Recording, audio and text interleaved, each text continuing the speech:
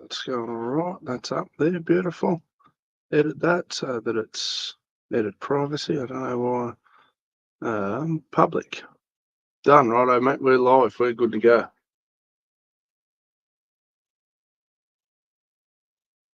You ready? Yep. Let's go. Welcome, everybody, to Dean and Herb Spin Doctors, episode 5. Episode 5 already. Oh, mate, time flies when you're having fun. And I'll tell you what, the workload is increasing every week.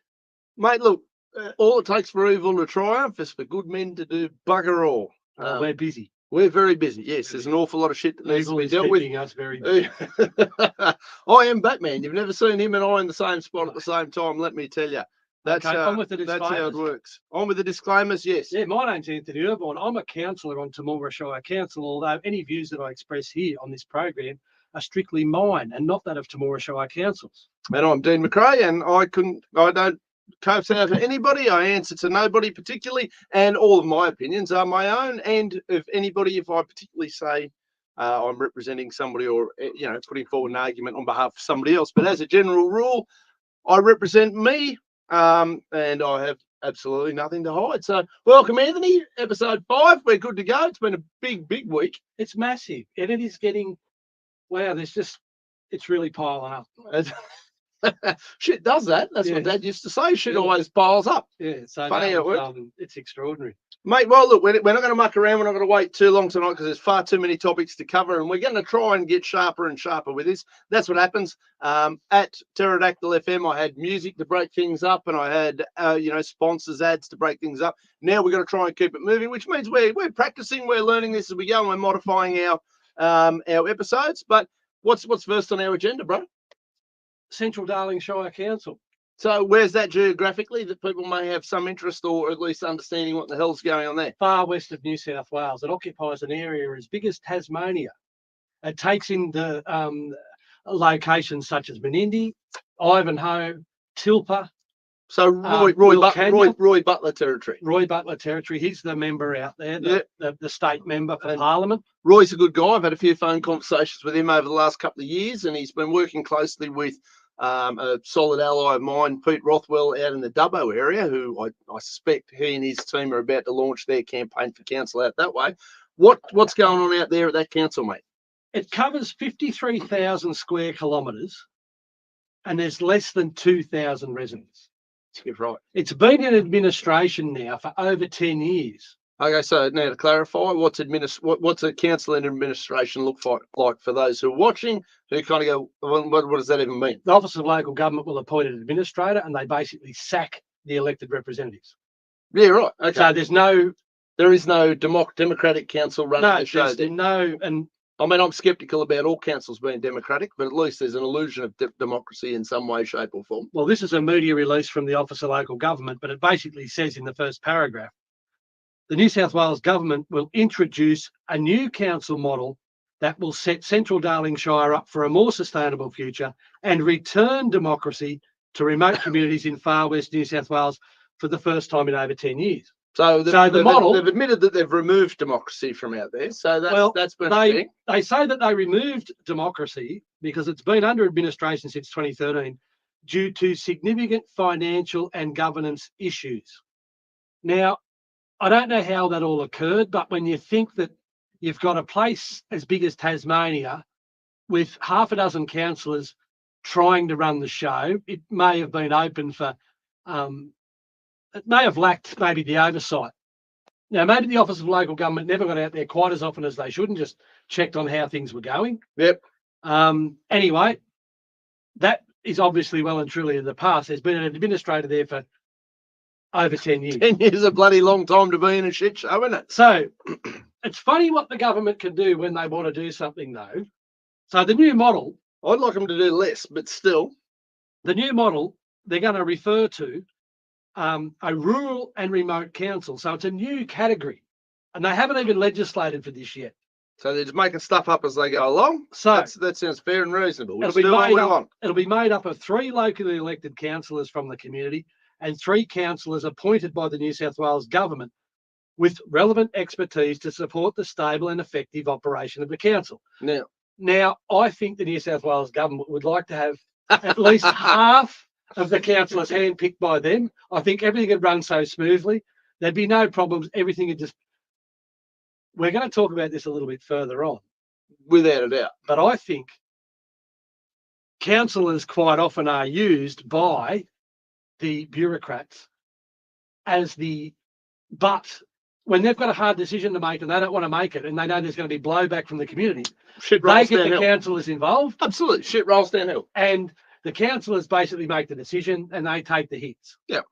Now, on the other hand, they can make decisions and they'll make the decision and then they'll tell the council afterwards.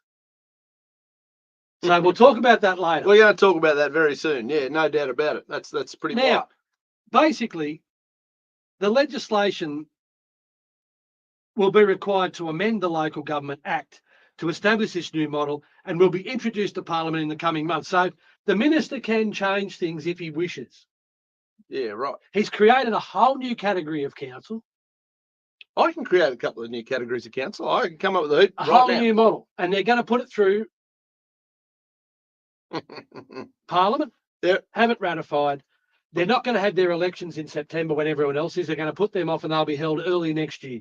Yeah, right. I mean, look, and in saying that too, I'll play devil's advocate with myself for all of 2 minutes. As much as I oppose most of this sort of shit, when you're looking at a council with 2,500 people in it, Less than Less than. 2,000. how many elected officials do you really need? Like, I mean, I'm all for shrinking the size. Well, I of these imagine it's things, run but like a top with an administrator because pretty much the meetings are just occupied by council officers, you'd have to and it think takes so. less than an hour to have a council meeting. Well, as it should. Yes, but Let me tell they you, all agree. I can roll through and have council meetings in Yeah. minutes. So But- get rid of the welcome to country, get rid of the prayer. Right, what are the three things? There's potholes out on the Nowring Road. Go out and fill them. Rightio, that park needs mowing. Send Joe over there to mow that park. That toilet's broken Okay. up in the industrial area. End of story. Done. Why So don't we next want? month. Why don't we want council officers? Why don't we want council officers running the show without oversight or without inquiry or without questions? Well, I like questions. Questions are good, but the whole thing is still a shit show. In the 9th of May last year, there was an issue that came up with access to the town hall Right. and issues with the width of the disabled access ramp. Right. Now, a report was put together by council officers, and the report states the town hall alterations and additions were designed, approved, and constructed in 2017 to 19 to the current accessibility standards in place at the time to accommodate wheelchairs, prams, and other non-powered mobility devices. The standard requires a clear minimum width of 1,000 millimetres along the ramp. The most recent version of the standard, adopted in 2021, requires a curved section of the ramp to have a 1,500 millimetre clear width. This would not be able to be achieved without significant structural alteration to the access ramp. Now, I questioned that. How dare you? I did. You did not. It's not common at council, but I actually questioned that, and I asked for the standard that was applicable at the time to be provided, Yes. and for the current standard to be provided. Right. And when I went through them, would you believe that the ramp didn't comply at the time of construction? Now, that's a rhetorical question because you know that I believe that any sort of farcical load of bullshit that could happen at any government level, be it, this third tier debacle of councils, state government or federal government, you know full well that I expect nothing but incompetence and nonsense and gibbering shit on a standard basis. I think that's how they operate. Well, the Independent, our friends at the Independent went on to report exactly as that statement was worded. Yeah, right. Now, Did they do any journalism to find out or get any? no, they information? just took it verbatim. Of But course. Well, why? I raised this issue and I said that the minutes need to be amended. That report's incorrect. It's misleading. Yep. Because there obviously is an onus on council because you constructed it and you got it wrong. Yep. It needs to be fixed. Yes. It hasn't been fixed yet. It's still on the books. It's still in process. How long ago? Oh, well, it came to light in May last year. May last year. Oh, that's a long time. Now, in the June meeting Yeah. of 2023, Yep. the general manager did go to the trouble. Which one? Haven't we got two? Well, the one that was before the current one, Okay, yeah, right. Got to check. went on to amend the minutes and say that the Director of Environmental Services advised that in relation to the report, subsequent to the report being written, information was received that indicated that the ramp installation at the Memorial Town Hall was not compliant with relevant Australian standards. Right. Now, there's two parts to this. Yeah. How can a council officer make a report like that and make a statement like that without checking? You would think there's a, yeah. There's an obligation. If you're going to make a statement that it complied at the time, you would think that you would have to consult You've got to have done your homework. standard You've got to have some at the time. facts and figures, or Yes. Otherwise, it's a bit impossible to make that statement. Isn't it? otherwise you're making up bullshit. Now, I also pointed out to the general manager at the time that the Independent had run an article that further spread this misinformation. The general manager responded by saying, "Look, that's not for me to fix. No. No, that only No, happens if they're correcting talking about you or me. Correcting misinformation isn't in my remit." No, but producing a heap of it seems to be. If there's a report there that tries to get council off the hook for stuffing something up, Yeah. and then it comes to light, it's not my job to then bring it to the public's attention. Well, sadly, I've appointed myself to make it my job to bring these types of things to Well, the public. as have I. I've noticed, you know, and not because it's So not, back to your point about why do you need councillors? Well, if councillors are doing their job, then sometimes council officers might tell a little fib. well, it could happen, but so could councillors too. I mean, councillors could too. Unintentionally. But possibly, I wouldn't, unless I actually count somebody out in a lie, I like to give everybody the benefit of the doubt and go, no, look, issues happen, problems happen. Well, you just Things- wonder how a things come statement like unstuck. that can be made, though. Yeah, there's, I've said It's a it about, strong statement. I've said it about politicians for years. Quite often, it's a case of, I mean, look at this chick that's running the Secret Service that they've just interviewed regarding the Trump assassination stuff. You're either grossly incompetent, or you're grossly negligent, or you're an idiot, or possibly a combination of all three. Or Now, you were telling lies. or you were sort of Oh, as hoping- far as on that one, you were hoping he'd get popped. Yeah, Yes. look, for sure. No doubt about that on that side of the game. But the reality is, are you incompetent? Are you stupid? Or are you instinctively dishonest? What is it?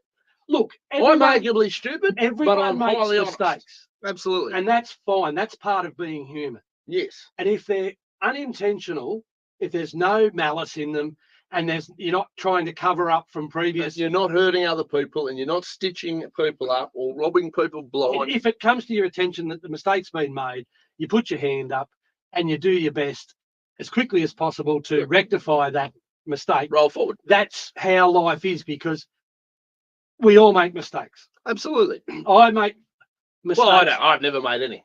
I'm just trying to think. There was a job recently we did for a guy does the floor sanding guy, Jamie.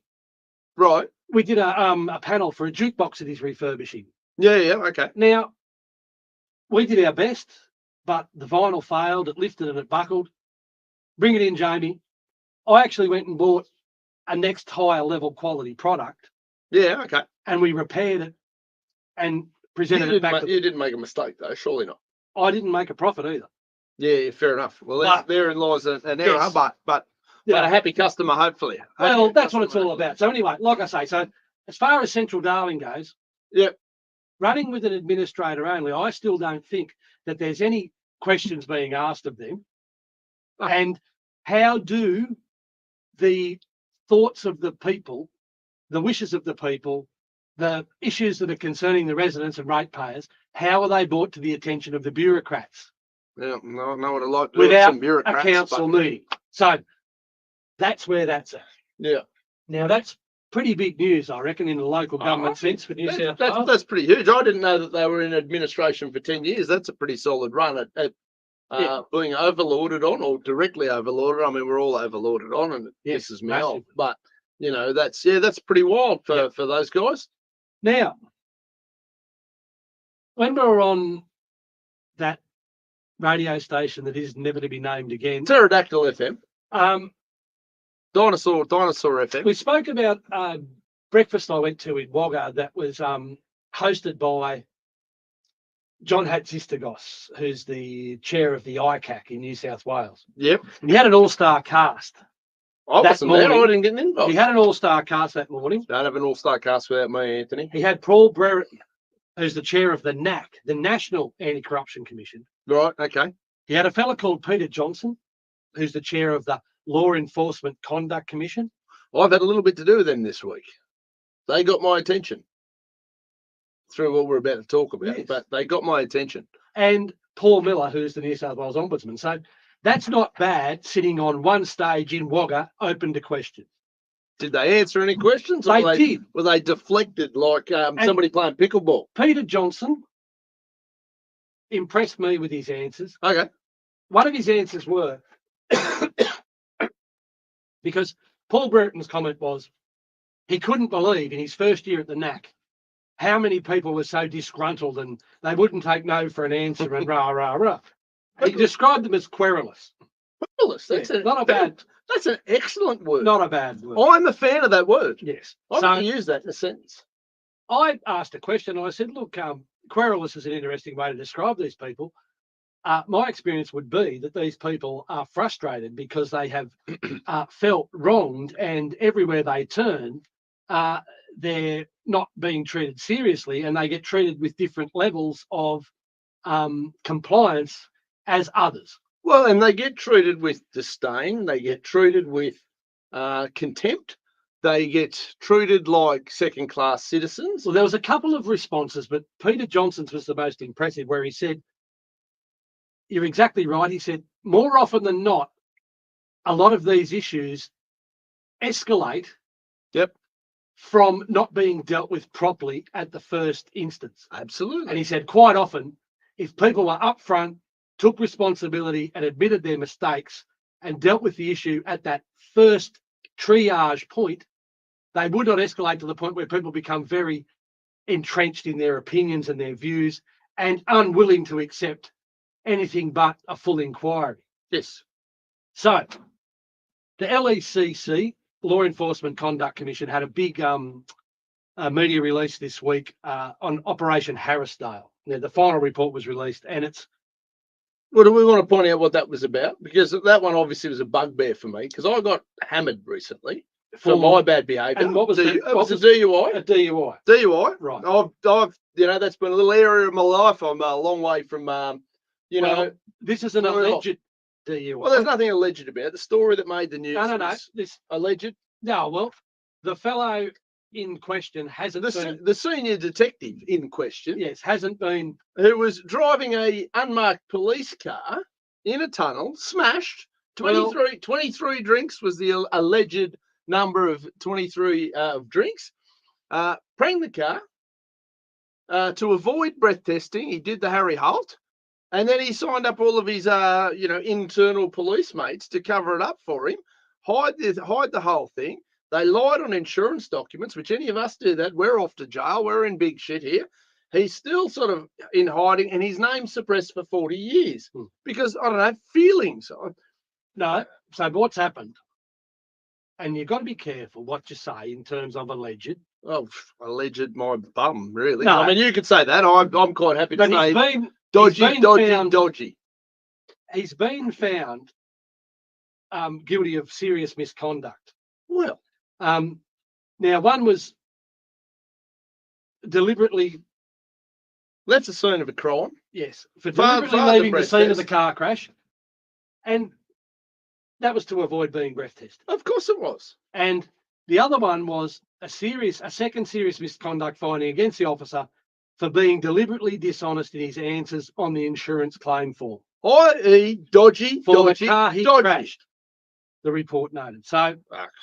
the Law Enforcement Conduct Commission have asked the commissioner to look into it, and they're recommending that he be sacked. Well, Now, this guy held a senior position. as senior detective. It was better than that. Oh, better than that. Fantastic. And again, one of the parts that pisses me off is the hypocrisy. I've never signed any oath. I've never signed up. I've never received $1 for following these rules and signing up and going, I'm going to uphold these rules. These pricks do and have. And what they do that really pisses me off is they absolutely destroy the reputation of good, hardworking, well-intentioned police who aren't doing really shady shit, who actually take the fact that they've signed up for this job to serve and protect, which is what they're supposed to be doing, which many of them do, and they do it very well. These sort of assholes make them all look bad. But the simple fact, and this is what pisses people off, Yeah, if they're going to bust you, absolutely, then they've got to be prepared to get busted themselves. for sure. Because it's pretty ordinary when you've got law enforcement who won't sit under their own laws. No, of course. So they rules have for thee, yes. not for me, and it's bullshit. So Peter Johnson came out with some pretty telling comments, and it fills me with a slight degree of hope. Because if you're a better man than I am in that these authorities that do these investigations took this type of approach to matters, then I think there would be it would be slow and gradual increase rebuilding of the trust that people may have in government. Well, it's good luck getting me to that stage. Well, listen to what he said. Chief Commissioner Peter Johnson, SC, said there are two audiences watching to see how allegations of criminal conduct by a police officer are dealt with. The general public wants to know if a police officer is dealt with in the same way as the ordinary citizen. As they should be. But there's a second important audience. Other New South Wales Police Force officers watch to see if senior officers are dealt with in the same way as junior officers. Yep. And if they're not... What is the standard? Who's upholding it? Well, and where's it at? He goes on to say, if there is not equitable treatment of all police, it can lead to dissatisfaction in the ranks of the police generally. As it should. And it leads to dissatisfaction in the community, and it leads to dissatisfaction en masse. Absolutely. And then you get a situation where people resent the whole process because they lose faith in it. I have a serious problem with authority, and I can't remember the last time I had faith in it. That'll be a different show down the track when we get into where I think one of the major trigger points for me losing complete faith in most of these situations. But because that's going to be a big program, and we'll see when I get to the point that I'm going to do that one because it's huge. But I do a lot of voluntary work at the Pro Patria Centre. I contribute quite a lot to there whenever I get the chance. That is for first responders and veterans, and I'm quite happy to try and support them and try and do this positive work for these sort of organisations. But when I see Detective AB makes me sick to my stomach, and Detective AB needs to come out publicly and go, actually, you know what, guys, it was me. Well, I'm the dumbass. I did it. It was a silly thing to do. I probably, was out of control. I've effed up, and I'm going to fall on my sword because you know what? If he had a modicum of respect for himself, for the public who pay him, and for everything else in this whole circumstance, as opposed to protect me, hide me, protect me, I'm ashamed, which, sure, you should. I felt that feeling. But you've got to own it. Otherwise, as far as I'm concerned, you're spineless and you deserve no respect whatsoever. This got investigated because of reports from within the police service where they were making allegations that he was being treated differently to others. Yep. So that's a level of just how much angst and distrust it puts into the lower ranks when this sort of stuff happens. So I think it's a good thing. I hope more of it happens. And I don't want to see someone making mistakes, unfortunate mistakes, but everybody does. Yes. Own them. Own them, run forward, show some balls. This guy pisses me off because he's in that position of authority. How many people has he booked for the same crime? Oh. How many people has he rattled their cages or whatever the case? Yes. And now he goes and does this, and apparently, you're protected for 40 years. That's bullshit. It's a protection racket, and if you do the wrong thing, own it, land on it, and come out and cop it on the chin. Christ, why is that so hard? There is something that they refer to where his name's been suppressed, but not in relation with this. So there must be another element of it. Oh, no doubt. We don't understand. And therein lies the problem with Well, coppers who do the wrong thing. Is No, it, but it if you're- undermines. No no, different to Roger Rogerson. no. every If person. you're dealing with something that might be a sensitive matter that Sure. has other ramifications for other people, and But it you might- look at a Roger Rogerson or any of those coppers over the years, and New South Wales had a big. yeah, but if there's no reason to suppress his name, But other than embarrassment. Well, but even if there is, now every case that guy's ever had his hands touched is undermined. Did he lie about that? He's clearly got a comfort in telling bullshit. There's every case that is, every criminal that was charged by that guy put behind bars now needs to answer questions. No Well, different to, is that the reason why they're not? yeah, of course. What part of the Protection Act? I've got no faith in it. Yeah. It was no different to Michael Cranston, who was the Deputy Commissioner, Taxation Commissioner for Australia. He was the guy who chased Crocodile Dundee, Paul Hogan, for tax evasion for all those years. And I got Paul Hogan, and it turns out his two children committed the biggest tax fraud in Australian history. This Michael Cranston. Google it. Don't take my word for it. But if your two children are showing up to family dues in Lamborghinis and aeroplanes and they don't have jobs, and you're the Deputy Tax Commissioner who can hunt down Crocodile Dundee, I reckon you could probably, if I showed up tomorrow at my mother's house in a Ferrari, a Lambo, or in my private helicopter, I reckon my mother would think I was up to some shit. Yeah. These sort of things on go, and they get away with it. I mean, Cranston's now no longer for the ATO, but he's working for his kids. Eventually got done because you can only hide that shit for so long. I'm sure they're in a nice little community jail somewhere, sipping Mai Tais or whatever. Beverly Hills. Yeah, that's right. And he's working for some big time bank or whatever it is now. And it's just, Bellevue Hill, sorry, not yeah, Beverly and it Hills. pisses me off because all these people get away with doing this real shady shit. And if you did it, Well, you'd be in jail. this If is I the did it, same. I'd be in jail, It's the same like reason. a real jail. That it's the same reason that ASIC have just come under massive scrutiny and they've just been investigated. There's been a massive Senate inquiry because ASIC have been found to systemically investigate the lower level players and leave the big end of town alone. Of course. Because if you got money, you got power. Look, anything that's punishable by fine means that it's legal for a price. Oh, and if you've got the cash. If you've got the cash, you can do whatever the But hell that you like. goes right through to Goldman Sachs and whoever else with the rigging of the precious metals And market. again, we get back to my complete distrust of these entities is because I know they're bought and paid for. We've seen it a million times over, and it makes me, apparently I'm an asshole, right? I can live with it. I've learned to accept the fact that I'm, in some people's eyes, I'm always going to be the bad guy. But I don't rob people. I don't have to lie about any of this shit. I don't go out of my way to hurt anybody, or obviously there's a few politicians who find me pretty upsetting. Their feelings are a bit hurt, but that's self-inflicted. You do shady shit and you get called out. Boo-hoo! I got no sympathy for you people.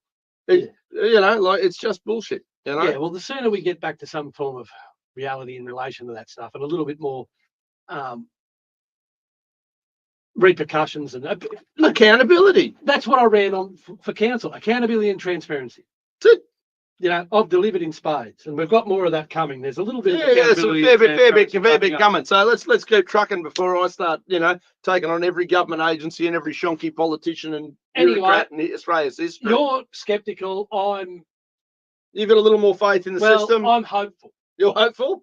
Because I'm uninspired. If we don't start moving that way, then all faith in any institution is going to be like they're already at an all-time low. Are they just going to try and tear the balance of it up? I'm going to say it started with COVID, but COVID hammered a lot of people to start questioning these things.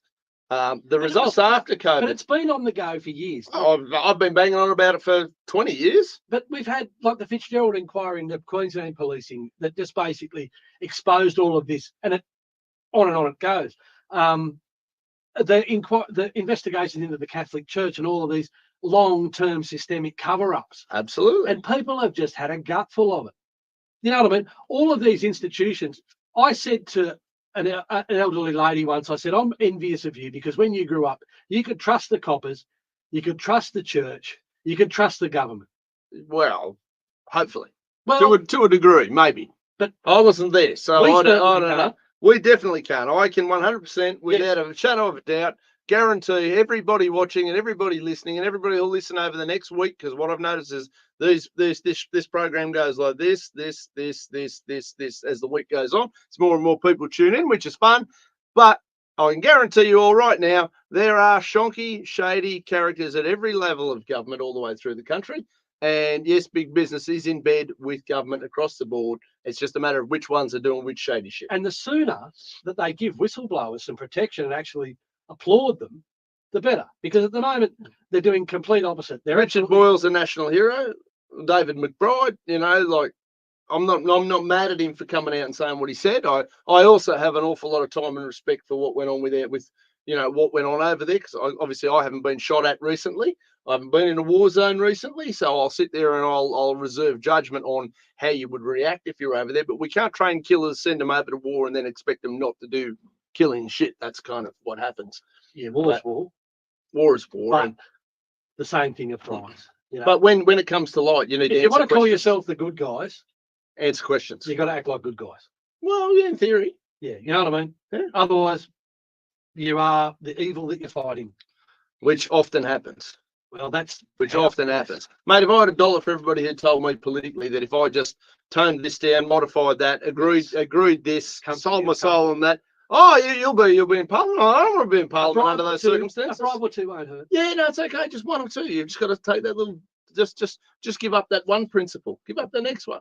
And then guess what? We own you. Not a chance.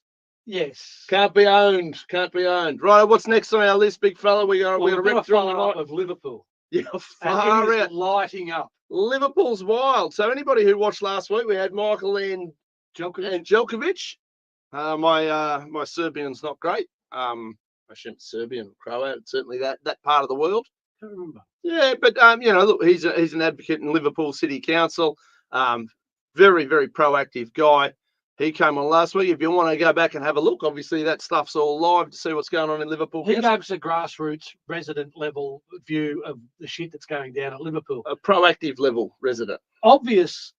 Now, the media release that came out in relation to this from the Office of Local Government on the 18th of July, which was Thursday last week. Yep. So it was fresh and steamy last week. We nailed it straight on the head. Yeah. I've had a little bit to do with Michael. So as soon as I saw it blow up, I was like, hey, mate, what are you doing tonight? Come on and tell us what's going on, bro. Now, some of the allegations they've identified at Liverpool, this is the Office of Local Government. It says the report details a number of areas of concern with regard to recruitment and staffing practices, procurement irregularities, allegations of inappropriate record keeping, and widespread evidence of a toxic work environment. The interim report reveals a strong likelihood that there are additional issues affecting the operations of the council they have not yet identified. It also outlines evidence of direct interference from the mayor and councillors in the assessment of development applications and other compliance and regulatory activities. The widespread and serious nature of the report has left the New South Wales government little choice but to intervene. So they're pretty big allegations, and the report, doesn't pull any punches. But for in layman's terms, they're being accused of theft, corruption, just manipulation, jobs for the boys. Every corrupt shit, nepotism. I think they're ticking all the boxes. Ticking all the boxes for corrupt, shonky, and broken. Fantastic. Okay. It's a delight. Now, to some extent, the way that's been delivered, they haven't been given due process. They're guilty before they've been the investigation or the inquiry's been done. The Office of Local Government have given them a week from last Thursday to show cause as to why they should not be suspended and why an administrator won't be appointed, and they're going to delay or defer the council elections till after the inquiry. Well, not to be outdone. Oh, I'll tell you what. The mayor has obviously got enough. This is Ned, what's his face? Put some pork on your fork, Ned. Ned Mannoun. Ned Mannoun, put some pork on your fork, son. Game on. An interesting name, but he sounds like he's got a bit of Irish in him. I don't know. No idea. No, he's a hardcore Muslim, which I don't care what your religion is. Like, I mean, his accent's unusual. It sounds like an Irish. An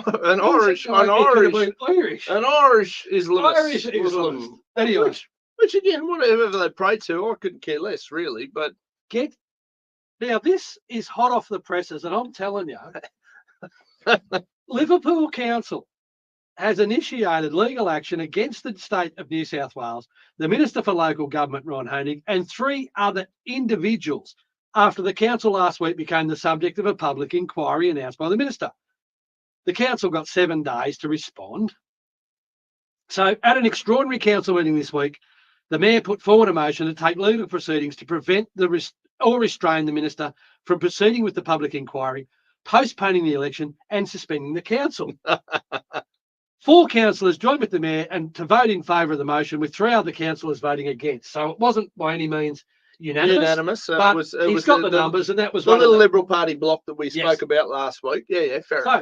So today at 1600 hours, and this is a quote from the mayor. Yep. Nick Manoon. Yep, Ned, Nick, Harry, whatever his name is. Today at 1600 hours, the council will come before Mr. John Robson of the Land and Environment Court to seek a halt on all actions against it until the substantive court case, listed to be heard by the Land and Environment Court from the 6th of September, has been fully heard, the council said in the statement. Now, council elections are on the 14th. Yeah. This is going to get heard on the 6th, and it's going to take... So they're going to drag this out for as long as they can, and they're going to try and hold on to the crown, because that's how these little fiefdoms work. They love it. In its action in the court, the council is seeking a declaration that the Deputy Secretary of the Office of Local Government, Mr. Brett Whitworth, had no power to make the report before the conclusion of his investigation into the council. Yeah, right. There's some merit in that.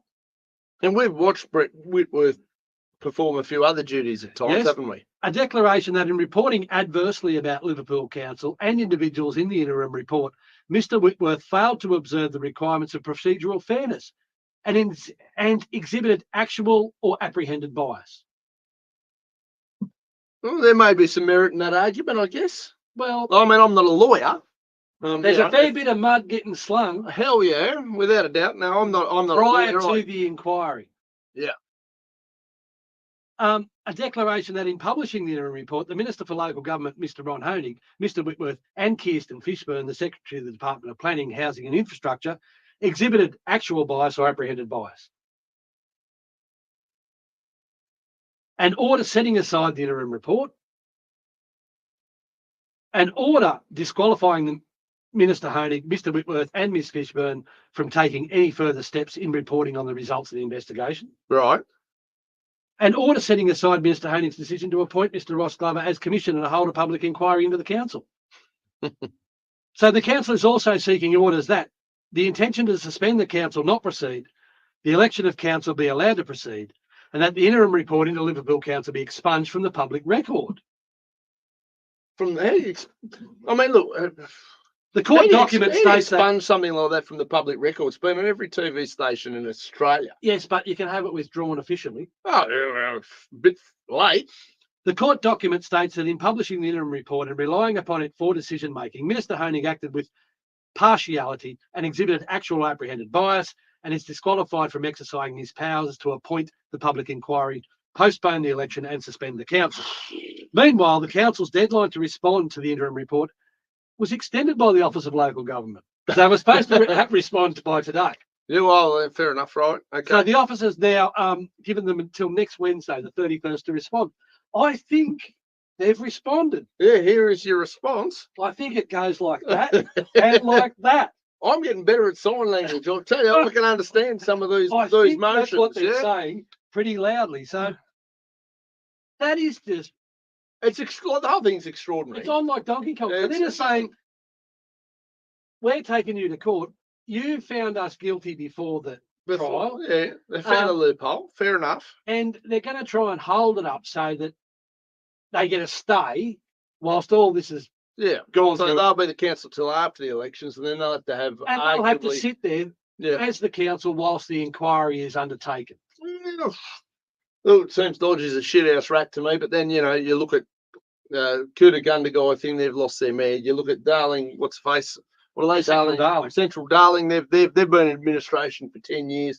You've got this. You've got what's going on in Kiama. I can give you a list of things going on at Well, councils in all throughout Victoria. Windsor Caribbee's been one that's been Windsor Caribbee's subject to a been performance improvement order. Yeah, Central Coast, Central Coast, I got stuck into that a little bit a few years ago. Dubbo had its issues. Dubbo's still got issues there on the up, and if our little team of mates that are going to be running for council out there get in, Dubbo might be not a bad location to move to. If you know, look, Pete Rothwell for mayor, I'll say that out loud and proud. I'd back Pete in that horse race. Yes. You know, people. very, very sensible, Good people. practical people. And, you know, a bit like you and I, we don't agree on everything, but I agree with their fundamental core. Annie and Adam, do a shot there. Sorry, guys. Or maybe we need to say it more often. How thirsty are you tonight? But, like, I have faith in their integrity when they're in there. Even on the issues we disagree on, I have faith in their integrity. I know they're not going to get in there and tell lies and BS. And best I can tell is there's a couple of types of people that get involved in these councils. There's people who get on there to do good works and they try their very best and get roped into the nonsense. There are the people who love the nonsense and the the little fiefdom element of all this. And then there's sort of the outcast outlaws that kind of get in there because they want to absolutely make change. In the city councils, there very much is a training ground for a political career. Of course, absolutely. And they're put forward by their branches. They get elected upon party lines. Mm. That's not quite as evident out here in the regions, although there is a strong affiliation to different political parties, but people don't align with them. An old mate of mine became a councillor in Campbelltown, and he became the mayor of Campbelltown. Now, I like Clinton, good bloke to have a beer with.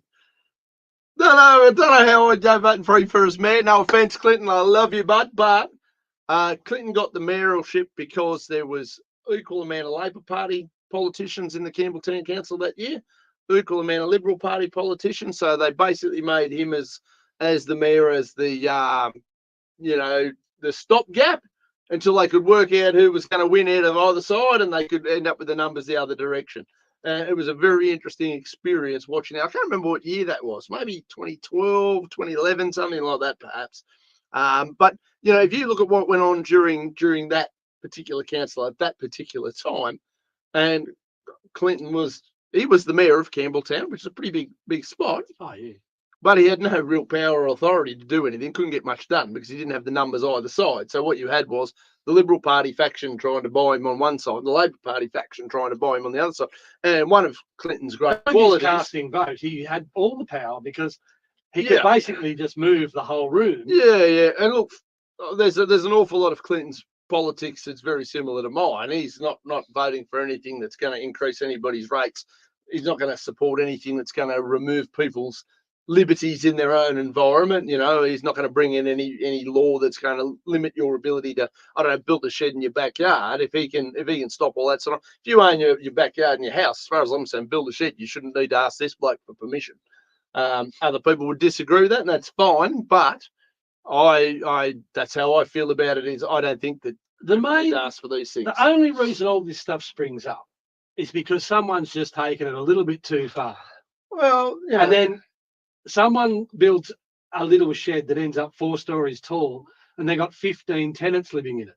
Well, and someone has to intervene and say, pull your head in. Where the tenants choose to live, is entirely up to the tenants. No, you've got to have. This is why we. Now, I like you. No, but I like you, but I don't necessarily go, Anthony, your best place to decide who can live at my house better than what I am. Okay. Then we've got a situation up in the industrial area where truckies are just shitting on the ground.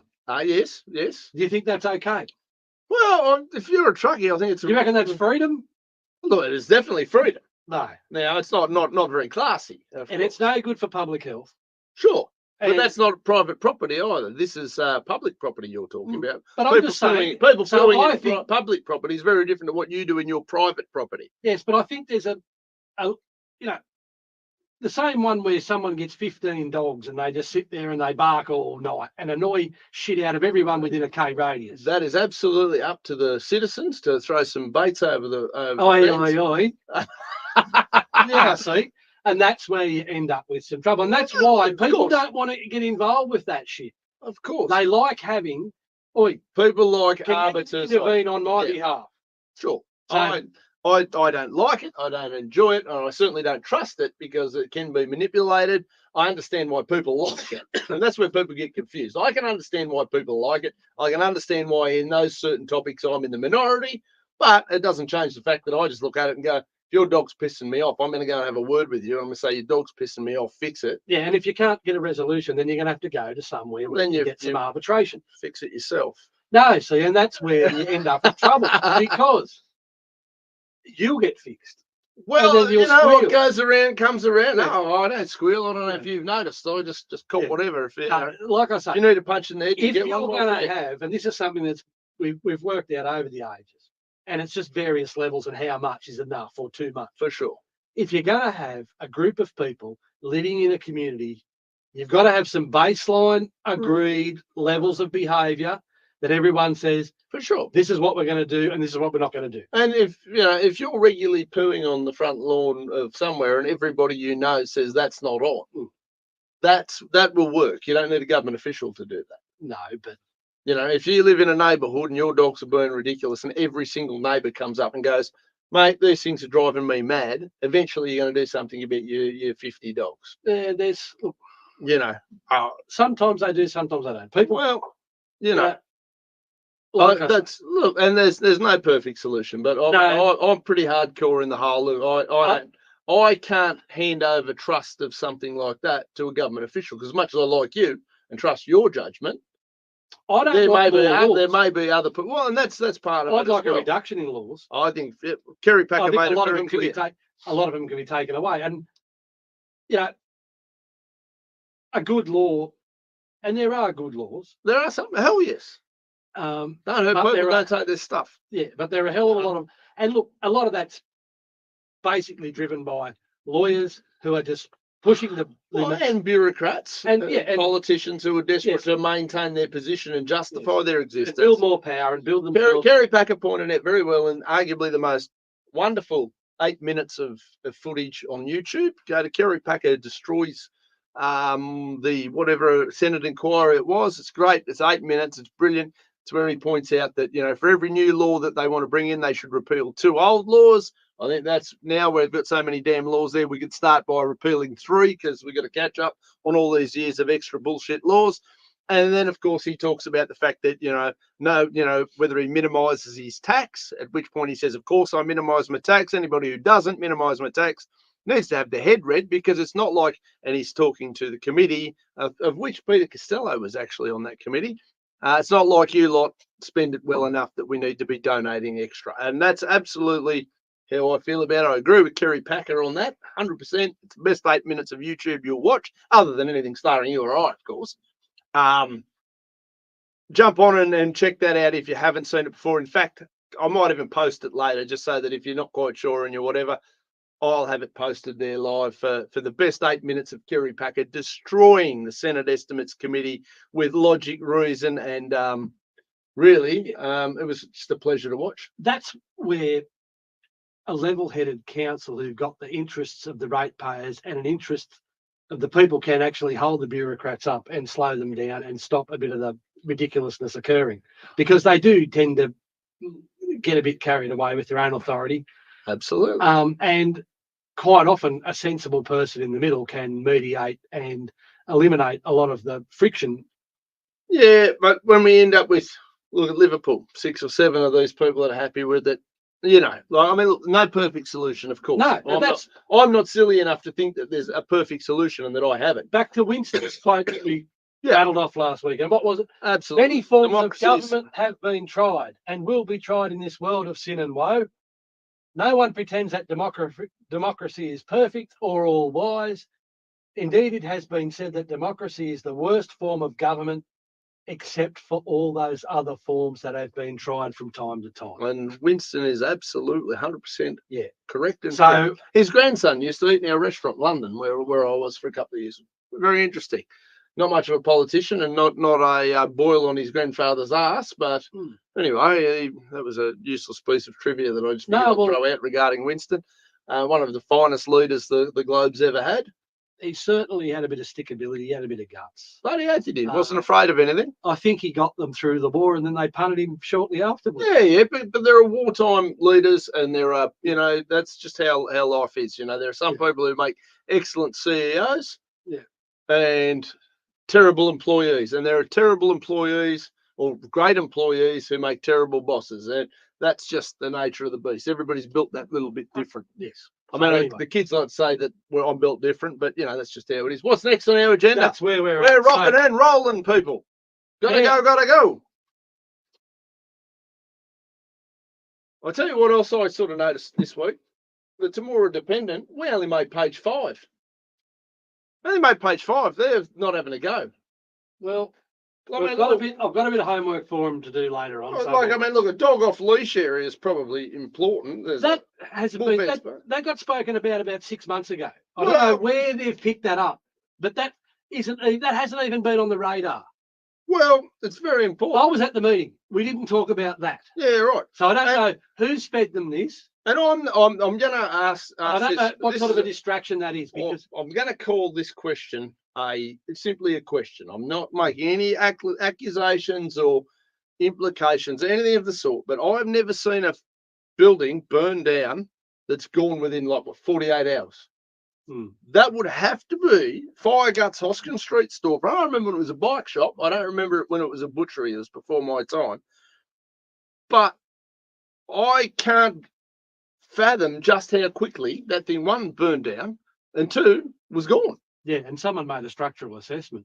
That's phenomenally fast. Now, I'm not throwing any stones, claiming anything, but the skeptic in me asked that question. That's the first thing that popped into my head when it went on. Shit, that's pretty serious stuff.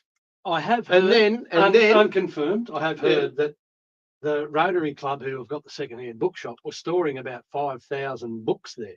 Well, that'd make it pretty flammable, I'd reckon. But I also just can't believe how quickly the whole thing was bulldozed, cleaned up, and gone. But you'd have to wonder what caused the fire, because number one, you wouldn't imagine a building like that would have, if it's got the power, I might have the power connected to the mains, but you wouldn't imagine they would have the power switched on at the available in the building. I have no idea. Well, how do these fires start? Well, was it kids playing with matches? I mean, was it kids having a smoke? Could have been kids having a smoke. Could have been vandals. Could have been any sort of thing. I'm not making any nefarious accusations. No, but I would like to find out, because. But I've got to ask how quickly that was cleaned up. That was phenomenal. I remember.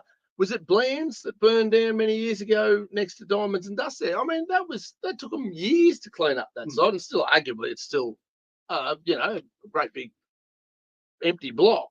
But they had burned wrecked for months and months while there was investigations and all sorts of stuff.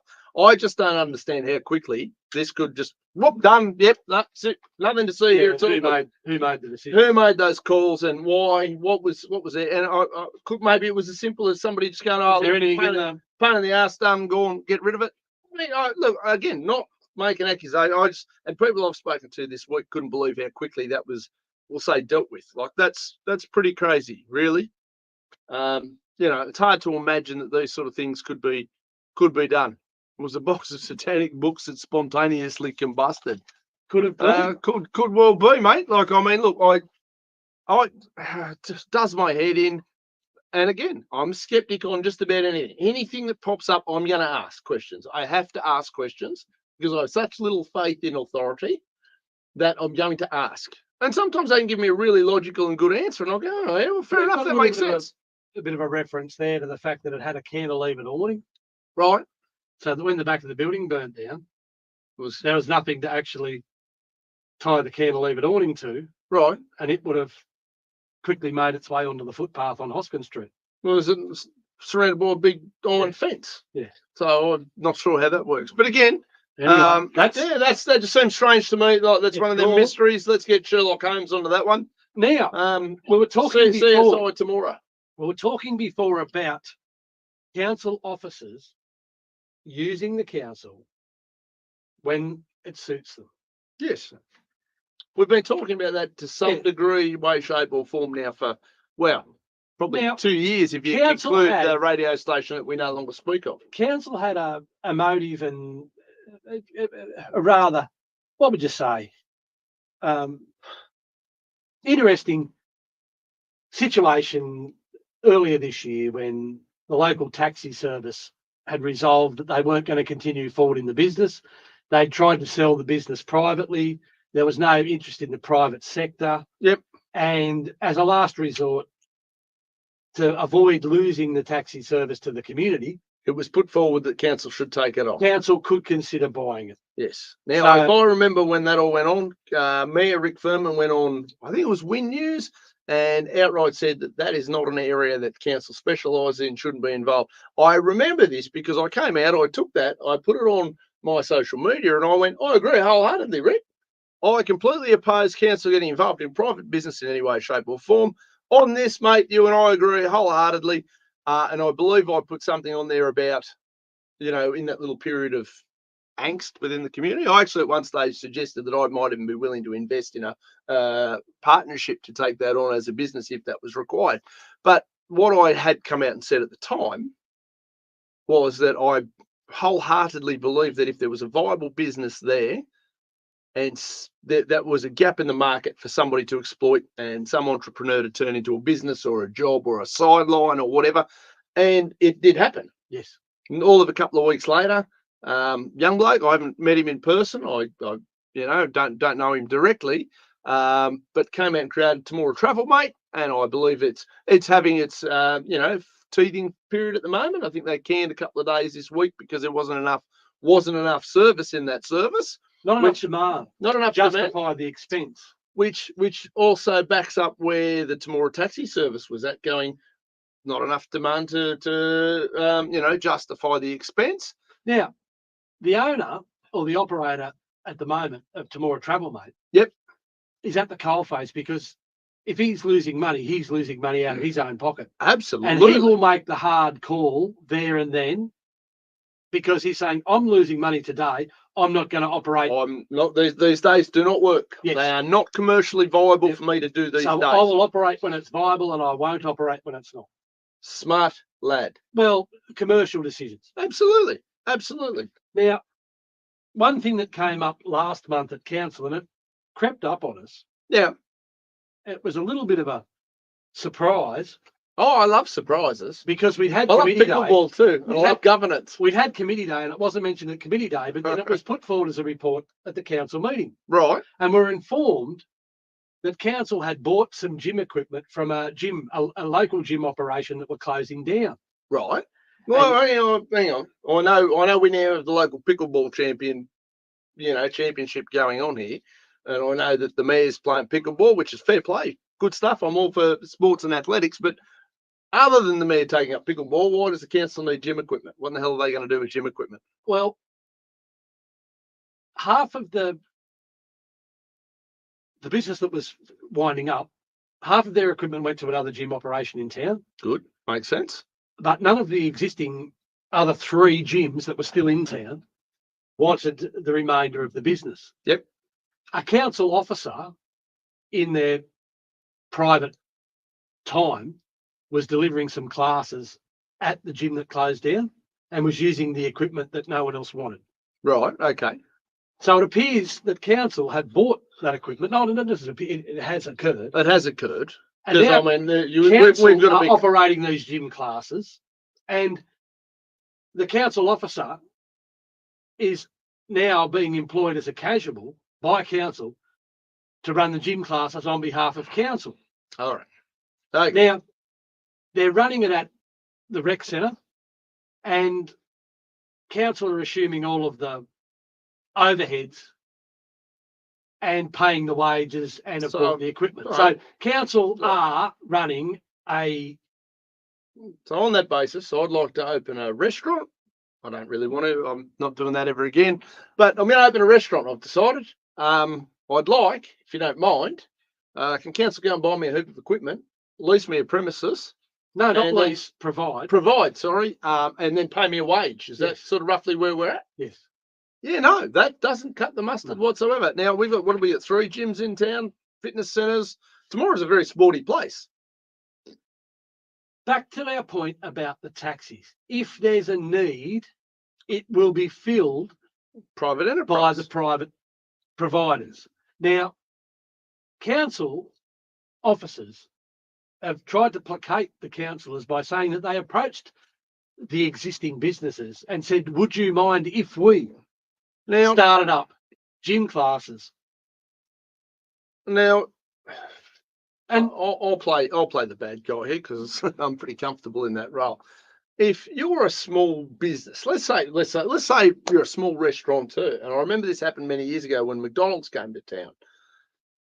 How many businesses were absolutely shitting bricks that McDonald's was going to come to town and take an awful lot of their business? And I'm sure if we went through and analysed it, there'd be quite a big difference here. McDonald's is a Goliath. It's a big behemoth of an entity.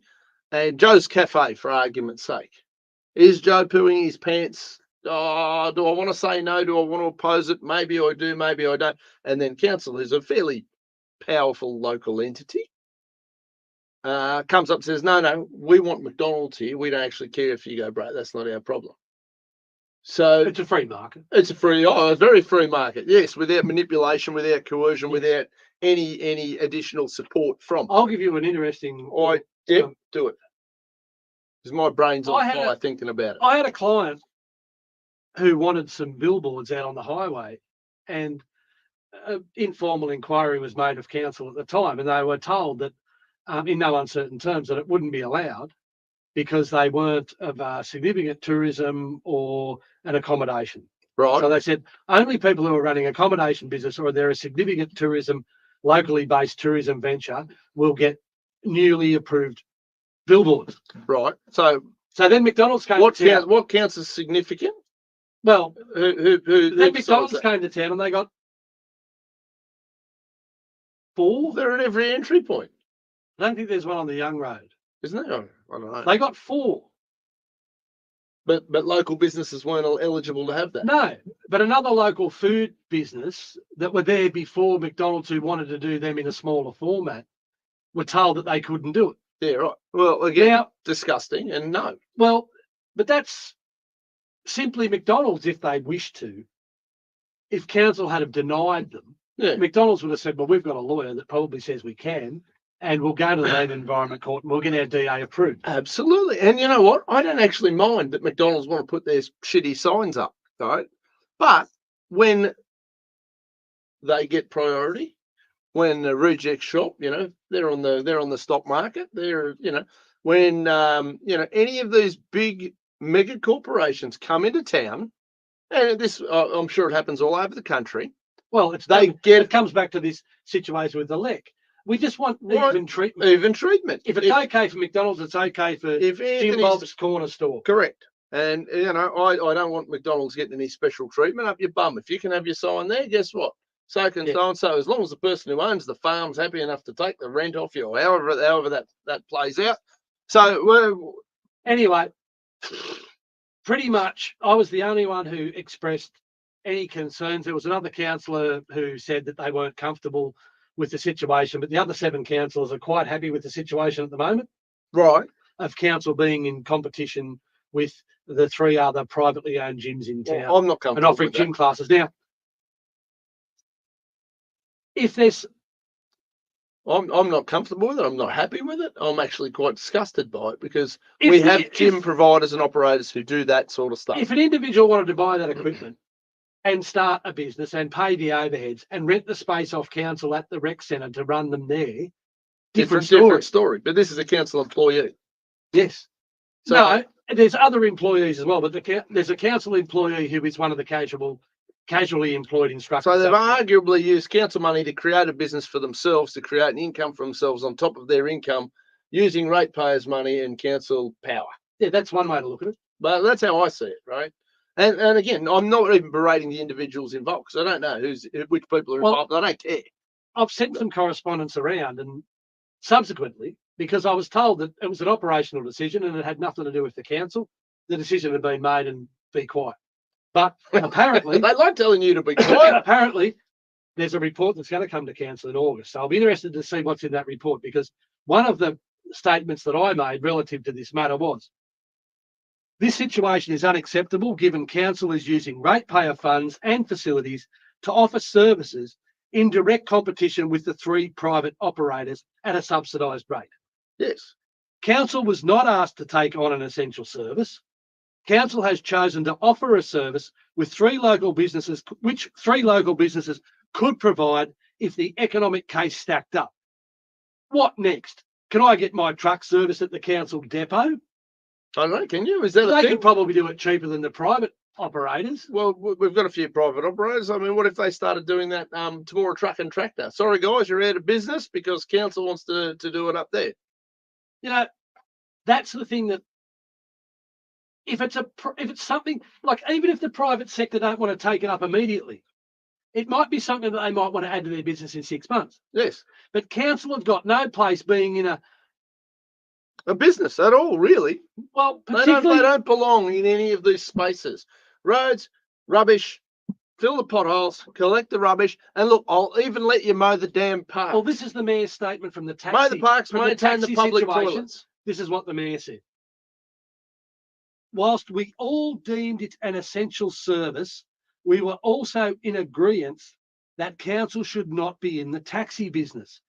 If we were to acquire a taxi service, what other essential services would we be asked to take on? Commented Mayor Furman. And I agree, Rick. I stand with you in solidarity agreed on with that that argument. at the time. Yes. But this next situation, we weren't consulted. And fly us completely in the face of that statement. And the council officers used us at that time to shield them from any blowback from the community.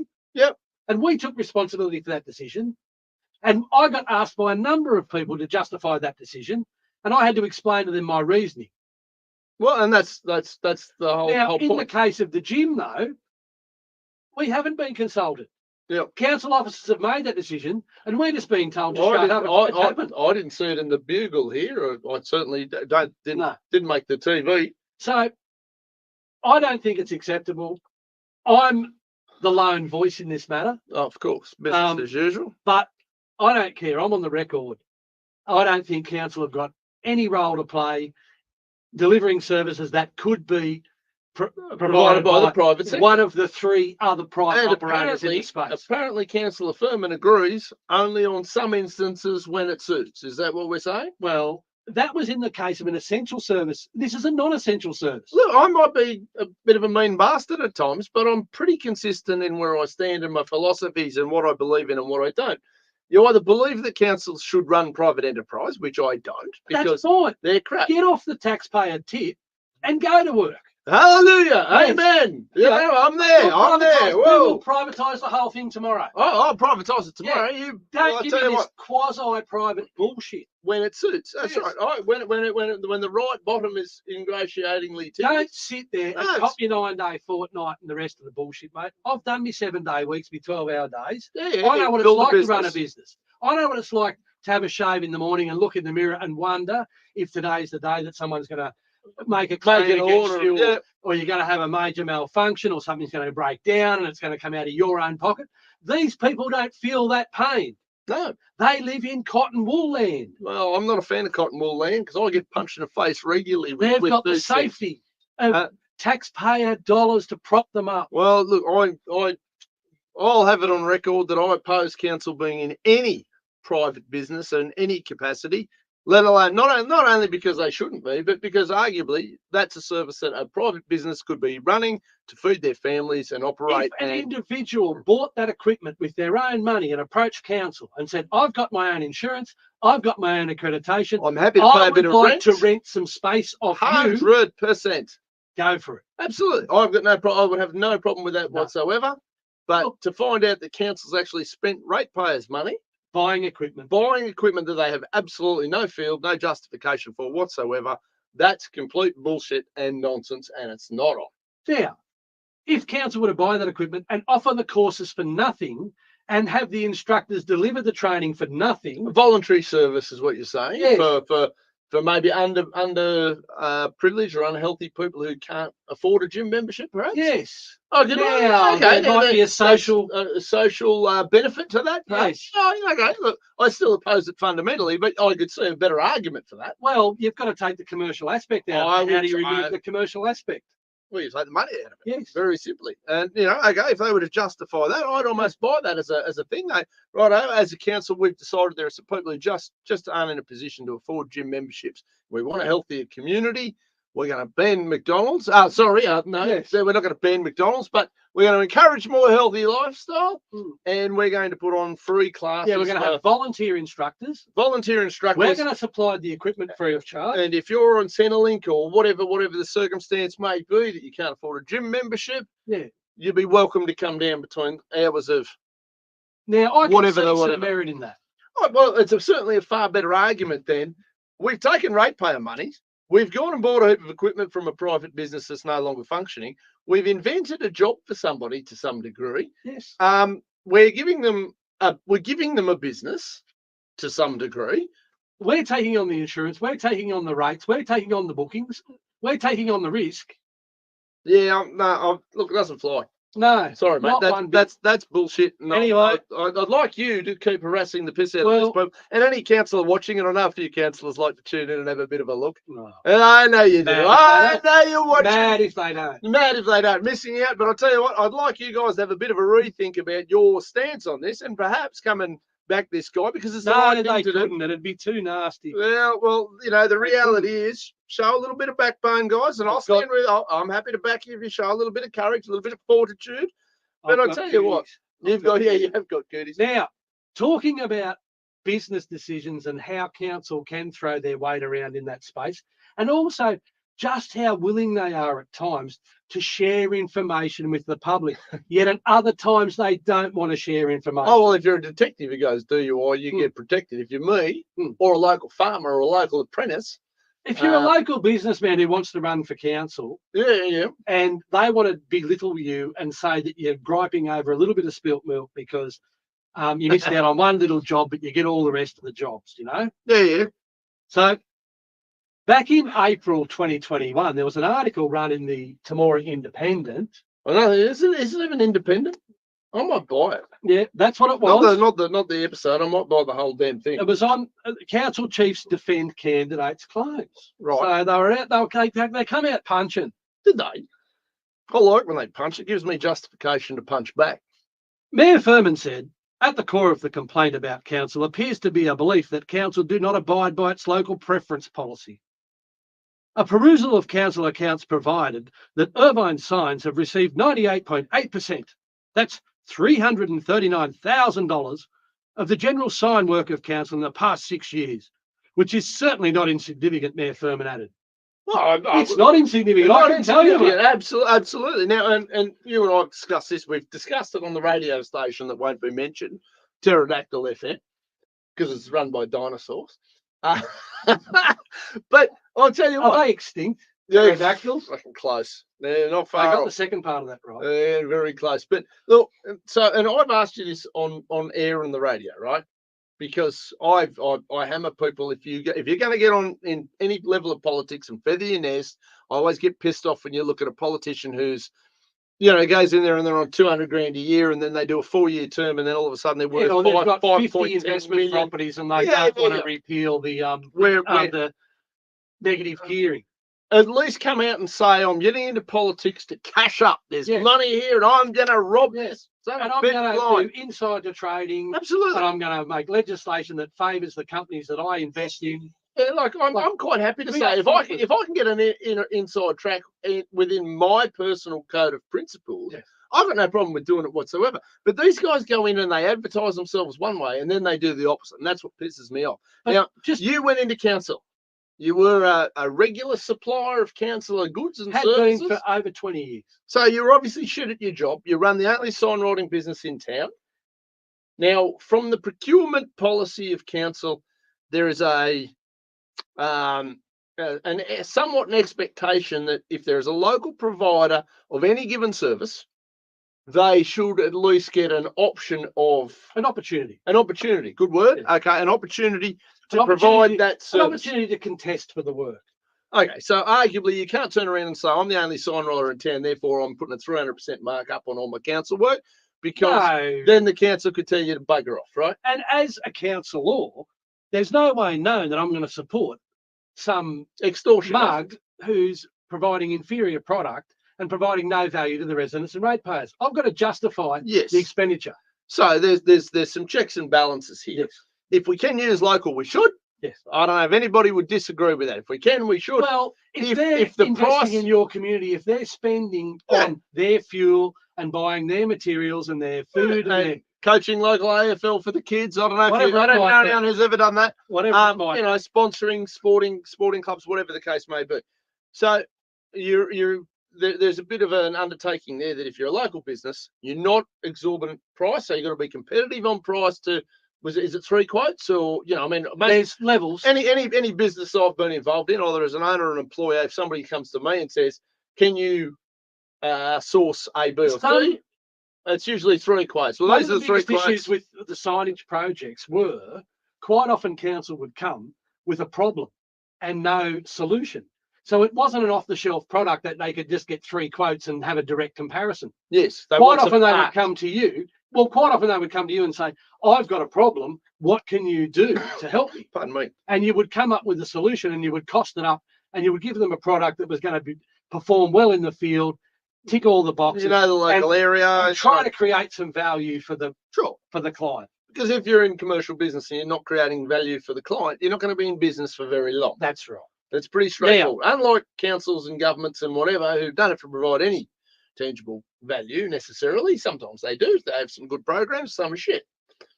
Council were only too happy to publish that information back in the day. They won't tell me how much they're paying ex-general manager Mr. Lavelle at the moment, but they were quite. Mr. Lavelle, when he was general manager, was quite happy to publish and tell everyone what they were paying me. Oh, look, it's funny. Horses for courses, isn't it? Anyway, that's how it goes when the shoe's on the other foot. Well, that's Now, right. So, all right. So over 339K over 6 years, an average of $56,500 per year. Right. Now, in a That's small business, that was a significant client.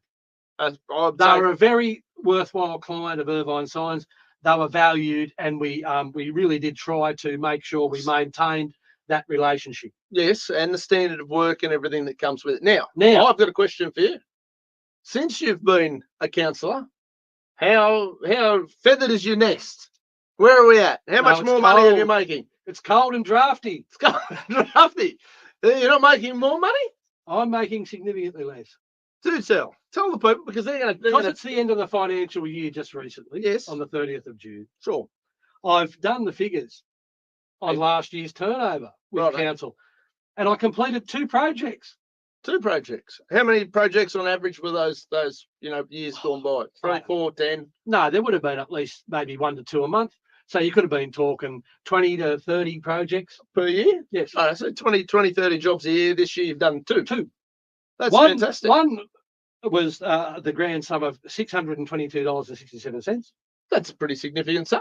with some signage at the pool. You buy a couple of cartons of beer for that, perhaps? Oh, well, you've got to pay your wages and all your materials and stuff as I don't well. worry about that stuff. No, look, that's highly overrated. Yeah, Just the get other council to job- sponsor that. Was one that had been organised prior to me getting on council. Yep. So I've actually got the original purchase order here, What year did you get onto council? 2021, the end of 2021. Righto. Okay. This purchase order's Time dated flies. June 20, So before you were on council. before I got on council. Now, this was one of those projects that they didn't know what they wanted.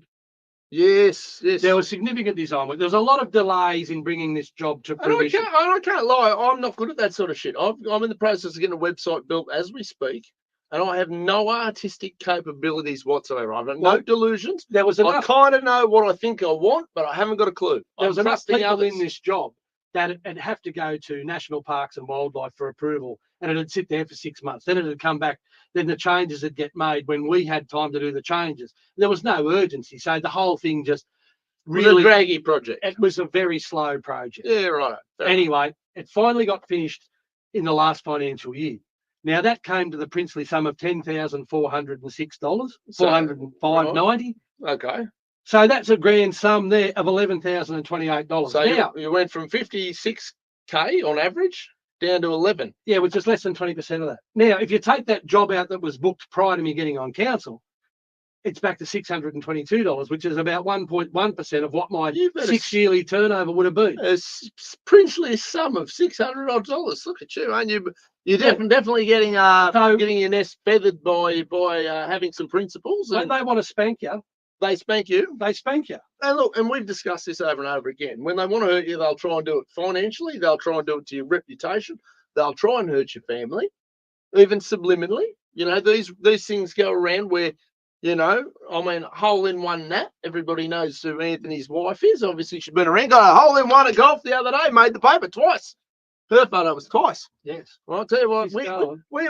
need shares in this. She We might should run own for it. council. She should run for council. That'd be fun. She'd Save be- my effing to do it, because She's way too nice, though. yeah, well, look, sometimes you need nice to balance out, you know, the Mm. gruff exterior of not taking your bullshit. But you know, like Nat has to you know, She has to live in the so- community. She has to put up with the innuendo and the bullshit. She has to listen to the crap rumors, and she has to just sit there and know full well that she knows you probably better than anybody else on planet Earth, and other than me, of course. Like, we're like basically married at the moment. It's yeah, But that's what. that's the But- thing, isn't it? Yeah, and But so there's Yeah. all these parts to it. There are elements to it, you know. I've got a kid now. I haven't been shy about introducing him to the fact that it's a relatively public existence, because I don't want him hearing bullshit whispers about your dad. He knows dad's out there picking fights for what he believes is right.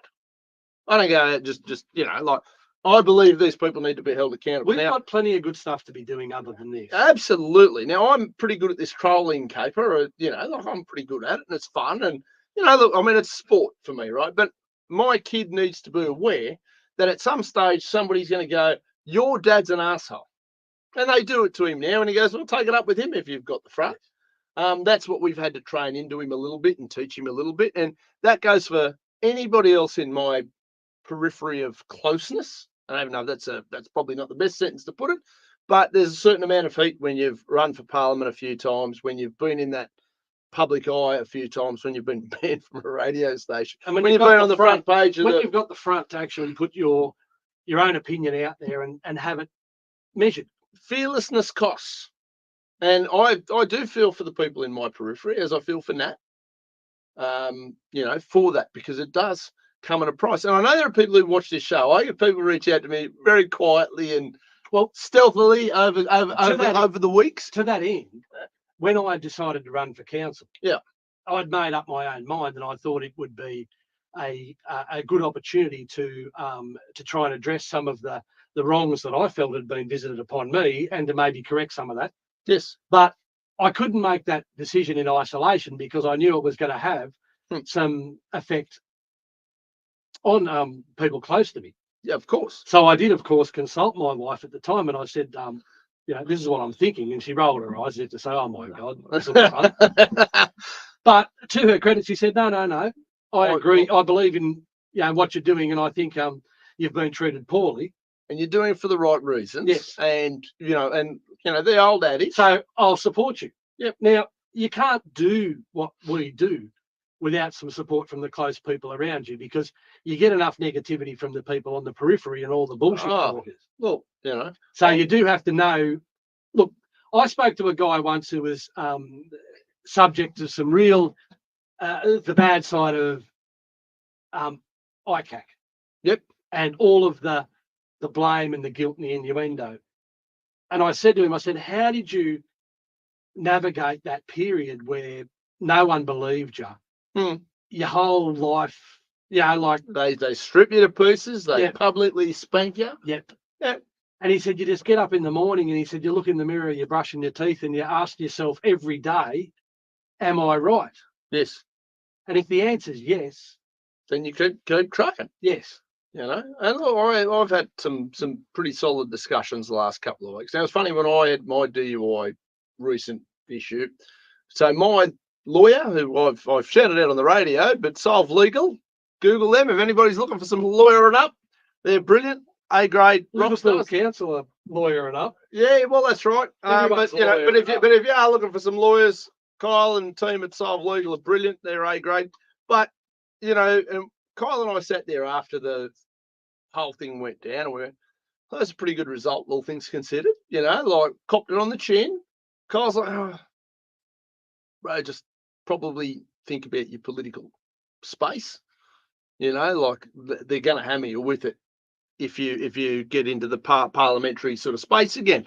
And it's funny because I only really do it because I believe in these causes. I don't do it because I have any delusion to get elected. I couldn't care less, right?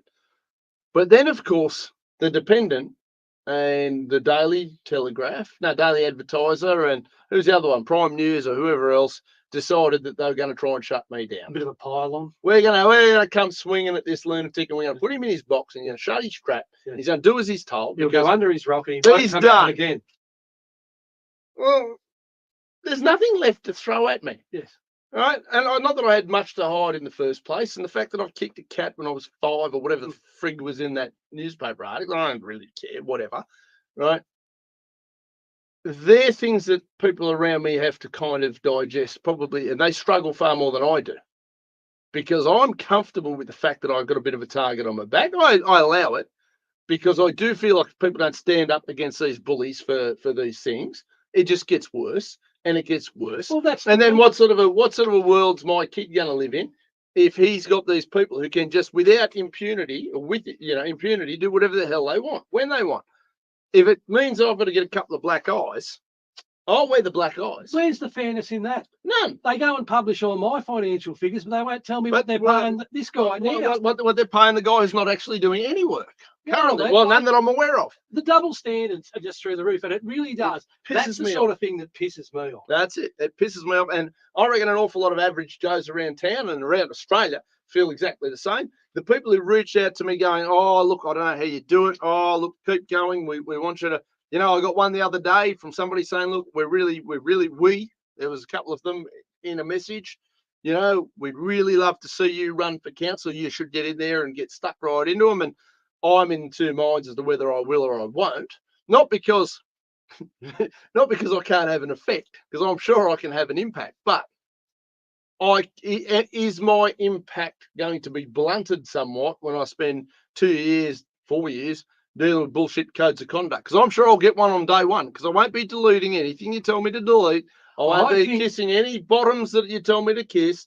What I will quite happily do is go, this is my window of principles, my commandments, what I believe and what I stand for. This is what I stand end of. Now, I will absolutely adhere to them as I do currently in life. I always meet my own standards. And the minute I don't, I chip myself harder than anybody. Oh, yep, I fucked that up. I guarantee if I go to the trouble of running one, I'll get 150 votes without really getting out of bed. I don't even know. I don't think I'd have to put a proper campaign together. What does concern me if I do run is I don't want to spend the next 4 years dealing with bullshit codes of conduct from people who seem to think this is the only weapon that they have, because I'm quite happy to go through and I will absolutely audit it myself. I welcome their codes of conduct. I know you do. I've put in, as I said last week, a freedom of information request so that regarding yourself, that the code of conduct investigation, final investigation report that the Independent was so happy to publish the recommendations from on the front page. Yeah. Well, I want that whole report released so that everyone in town, I am pissed and off everyone I in Australia, yes, everyone in Australia can read the actual allegations and what sort of a shit show stitch up it is. Yeah. Now, if these arseheads are going to put in the paper that I didn't comment, I made it very clear last time they reached out for a story that if you want some cooperation from me, I want the following printed. And I was told no. I made it very clear. If you guys ain't going to play ball with me, I'm not going to play ball with you. Keep using me to sell your papers, but you can absolutely kiss my fat ass. Yes. I don't care what you people print. No. You know? No. But I may work out how to buy shares in it. That could be fun. They must think we've got Alzheimer's. Honestly. But I got a memory like an elephant. Yes. Or is it a goldfish? I get confused sometimes. Mate, they're the big argument, big story, one of the big things, one of the bullshit excuses for banning me from the radio was your challenge at NCAT regarding Temora Shire Council. Now, there was two matters at NCAT. Now, I believe I still haven't seen the legal fees that have been heaped upon ratepayers relative to paying for it. I know it was over 30 grand at one stage, some of these legal fees. No. Was that different element? That was for the codes of conduct. Oh, right. Mm-hmm. Either way, we've pissed over 30 grand up on lawyers on those codes of conduct. Christ only knows what they paid Elvis or whatever his name was, who went head to head with our glorified, a big time sign writer here, who went up on his own, represented himself at NCAT. Fearless, mate. Fearless, well researched. I reckon you would have had some sleepless nights, and you went head to head with the beast and the machine. And I think it's fair to say, to a degree, you've won. Well, To a degree. you decide. Oh. I've got the orders here. So the orders were handed down today. What was matter one? First matter that you took them to NCAT for, and you said, I want answers to this for the general public to know what's happening. No, there was a police report given to council into some matters regarding some stock, and I got dragged into that matter, trying to assist the victims to understand what had gone on and how disaffected they felt by the way they'd been treated by the council at the time, and I represented on their behalf. So I became aware of these issues. Livestock were misappropriated. No. I'm not going to go into the detail because the report is yet to be released. Okay. And well, when it's released, let me know, because I'll and be letting everybody know. My interest is not in any individual outside council relative to these matters. Okay. The report specifically that's been referenced to me, right? The report deals with shortcomings in council's procedures. So how in the... No, we're not even going to go into that tonight. All right. But I asked for this report in June last year. They asked for a police report in June last year pertaining to something that's relevant to council. And I was told I couldn't have it. I asked again. Well, what part of no don't you understand? Are you slow? At the conclusion of some matters, I put a Freedom of Information request in for that report, and I was told the council didn't have the report. Right. Okay. But I had evidence to the contrary. So you had evidence that council had the report you were requesting? Yes. Council told me they didn't have it. Council responded to you and your request by saying they don't have it? They don't have it. And you filed a Freedom of Information request regarding this? Okay. That was prior in response. Okay. All right. So I'm clarifying these for everybody at home. On their notice of decision, they said they don't have the report. Well, I said, I disagree. I disagree. And I disagree on these grounds. Anyway, long story short, a couple of weeks later, they sent me a letter and they said, we found a report that may be the report you're seeking. Oh well, colour me shocked. But that was after I'd actually filed the matter with NCAT. Now, it's gone further up the food chain, and they've gone, holy shit, we better find that bit of paper. Yes, once they found it, they had the opportunity to make a new decision. Right. And their new decision was, we're not going to give it to you. Well, that's unwise. So the first thing they told me was, we haven't got it. Maybe they're slow. The first thing they said was, we haven't got it.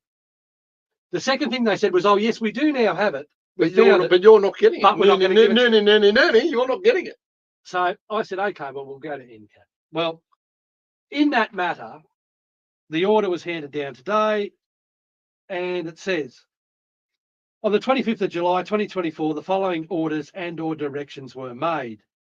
Number one, the decision made by the respondent, which is Temora Shire Council, on the 13th of February 2024 is set aside. That was the decision not to give me the report. Okay, yeah, right.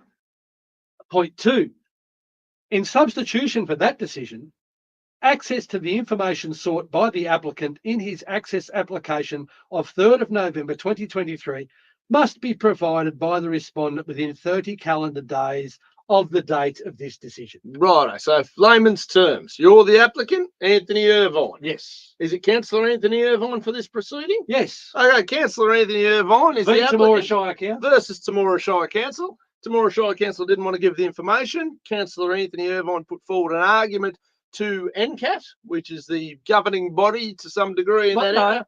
If you have adjudicator, if an agency makes a decision, that's a decision that can be reviewed. Yep.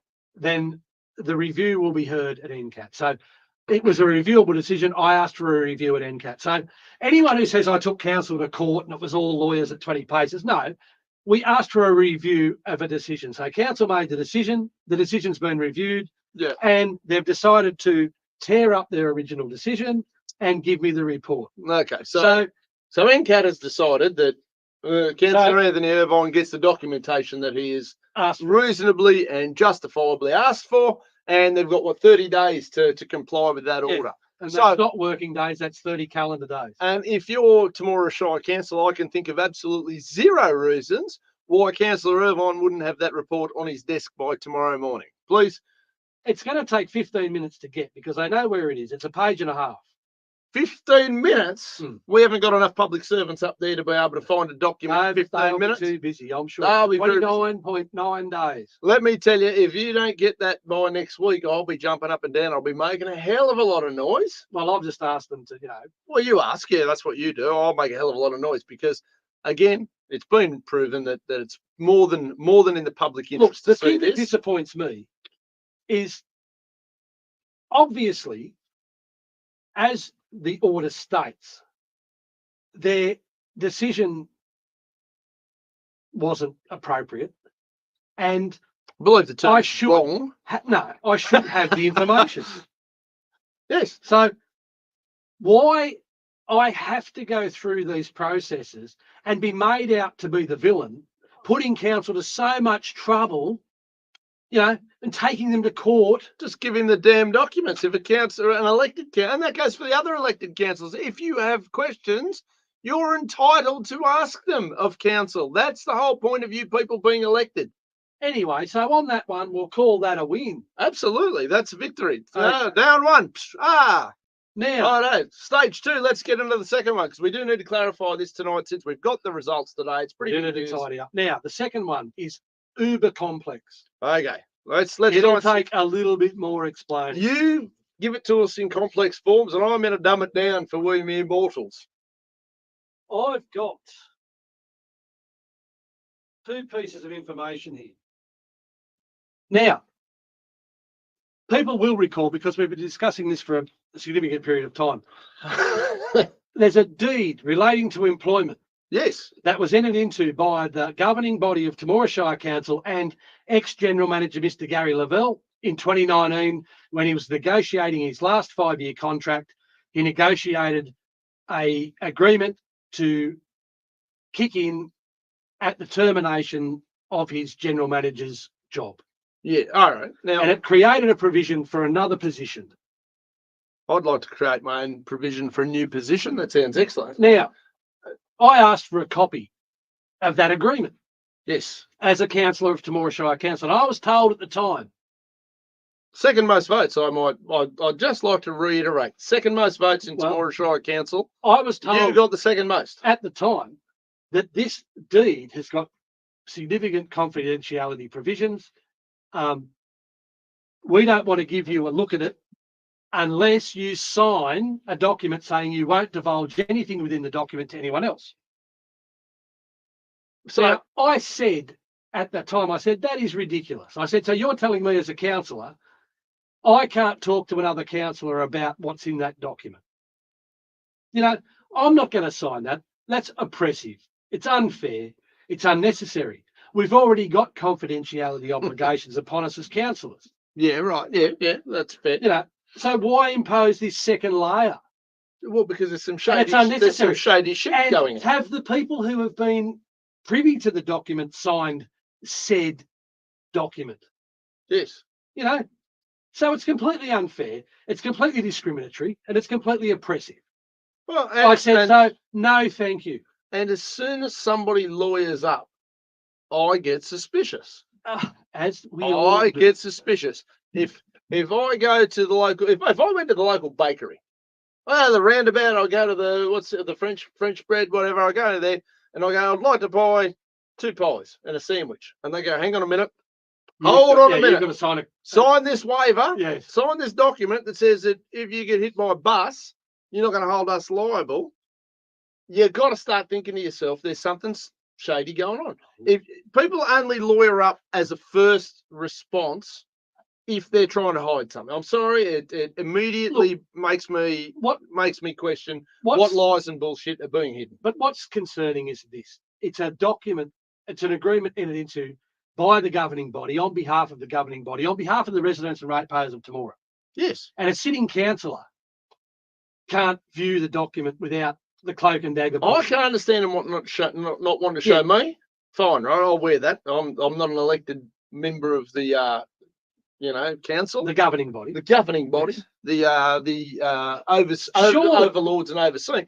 But you and the other 8 councillors, other 8 councillors have been elected to be the people's eyes and ears. Yes, That's what you're here for. and we have to be. We have to have faith that you guys are doing the job that you've been elected to We do. have to know and understand all of the agreements that are entered into on behalf of the residents and ratepayers. That's what you're there for, and it's our So job. when that information is being withheld from me, I'm instantly suspicious. I reckon instantly suspicious is probably putting it mildly. So I rejected their offer. Yep. And I said, no, I'm going to seek that documents release under the Freedom of Information provisions and in the GIPA Act. Yep. So I put in a formal access application for the document.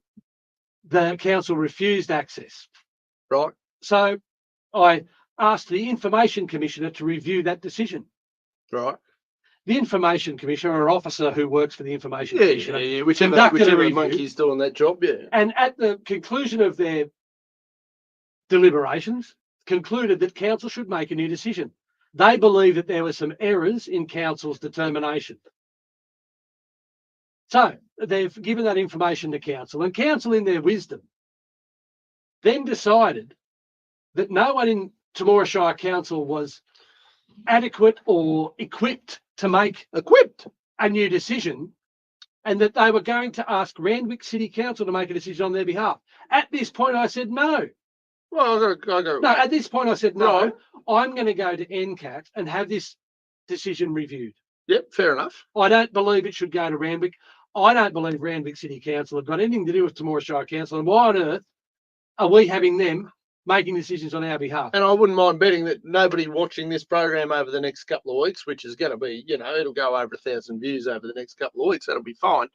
Nobody watching this can justifiably believe that Randwick Shire Council has any jurisdiction over Temora Shire Council in any way, shape, or form. No, they've got a sister city relationship, but we've got a sister city relationship with the mob in Japan as well. I've been there, had a look at it. It was we great, didn't wonderful. get Azumazaki. But we didn't ask Azumazaki No. to review this bloody thing. So why Randwick City Council? What have they got to do with it? No, and the only provision is that the decision has to be made by someone equal to or greater than in seniority to the original decision maker, of which we had 2 people who could have made the decision. Okay, who were the So- 2? Are we allowed to talk about that? Well, it one of them secret? would have been a director of council and, of course, the new general manager. Okay, So you're right. we had the capability to make the decision. However, council we opted not to. chose to hand off the responsibility for making of this new decision to Randwick City Council. Now, here's Randwick City Council's public interest test, Temora Shire Council, internal review, deed of separation, dated 18th of December 2023. Right.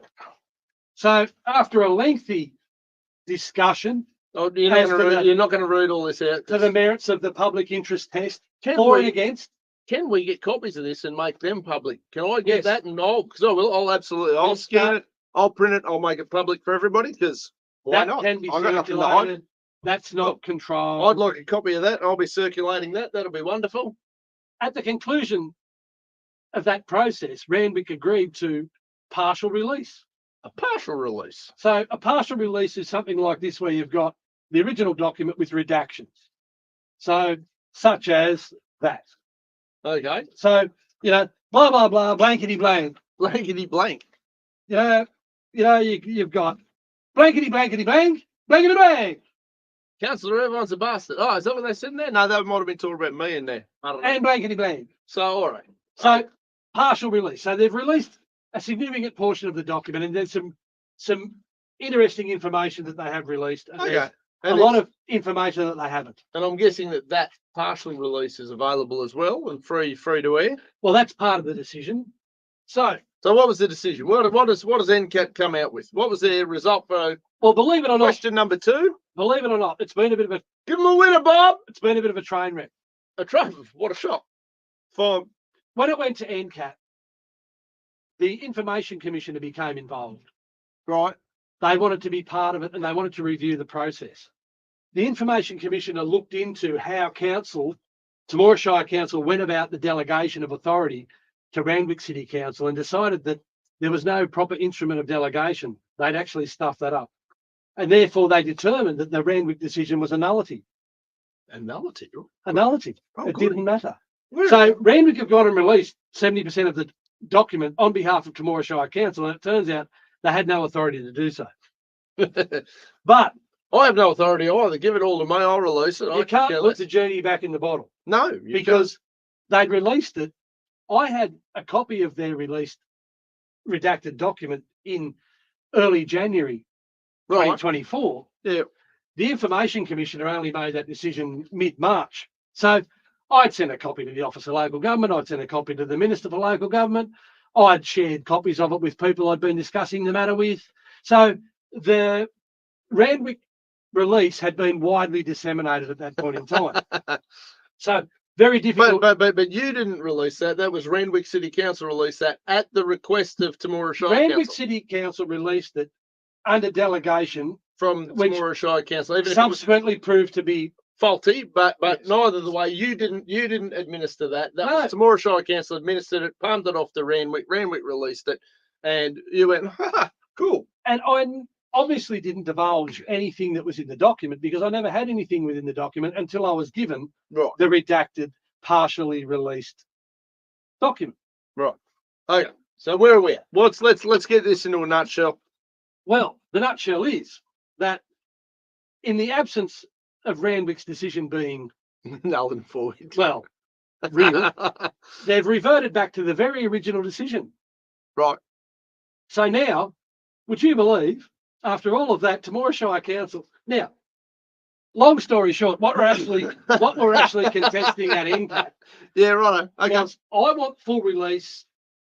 Temora Shire Council are contesting the redactions only. What's their argument for not? What's their argument for the secrecy? They've got 4 points that they're arguing on: privacy reasons. Okay. They're They're happy enough to release your financials, so it shouldn't be. Yeah. It shouldn't be the numbers No. that scare them, unless there's something unsavoury regarding the No, numbers. there's Regarding look, the. if anyone wants to read the detail, this has been published on Case Law New South Wales today. Okay, Now, get me the It's- link. I'll publish it. Irvine v Temora Shire Council, and you can find this 25-page decision which goes into the detail. But So where's it landing? where it lands is this: the orders. There, now we're talking turkey. What are the orders? Order number 1. Under section 63(3)(d Yeah. of the Administrative Review Act 1997, the decision under review is set aside and remitted for reconsideration in accordance with the recommendations set out in paragraph 103 to this decision. So we're back to council making a new decision. Right. Okay. So tomorrow, Now- Shire Council have a new decision to make. A new decision to make only regarding the redactions. Right. Okay. Yep. So this decision means that the release document is free and clear. Yep. Now you better start thinking about all this shit you've hidden. Now, the other 3 orders are only to deal with what occurred at the hearing. Right. So I thought it was like an episode of Rocky, from what I heard of the No. hearing. You know. publication of the sound recording and the transcript of the closed hearing, because it was a closed section. Yep. From 11:10 a.m. to 11:50 a.m. on the 24th of May. Of that, so broadcast of that or publication is prohibited. Publication of the evidence in the document R3 and R8 is prohibited, and just some elements of the closed hearing is prohibited. So the other 3. So basically, the only order that matters Is number 1, number which 1. is reconsider your decision. Yeah, so And the Randwick decision set aside. We're back to the original decision. It's back in council's court.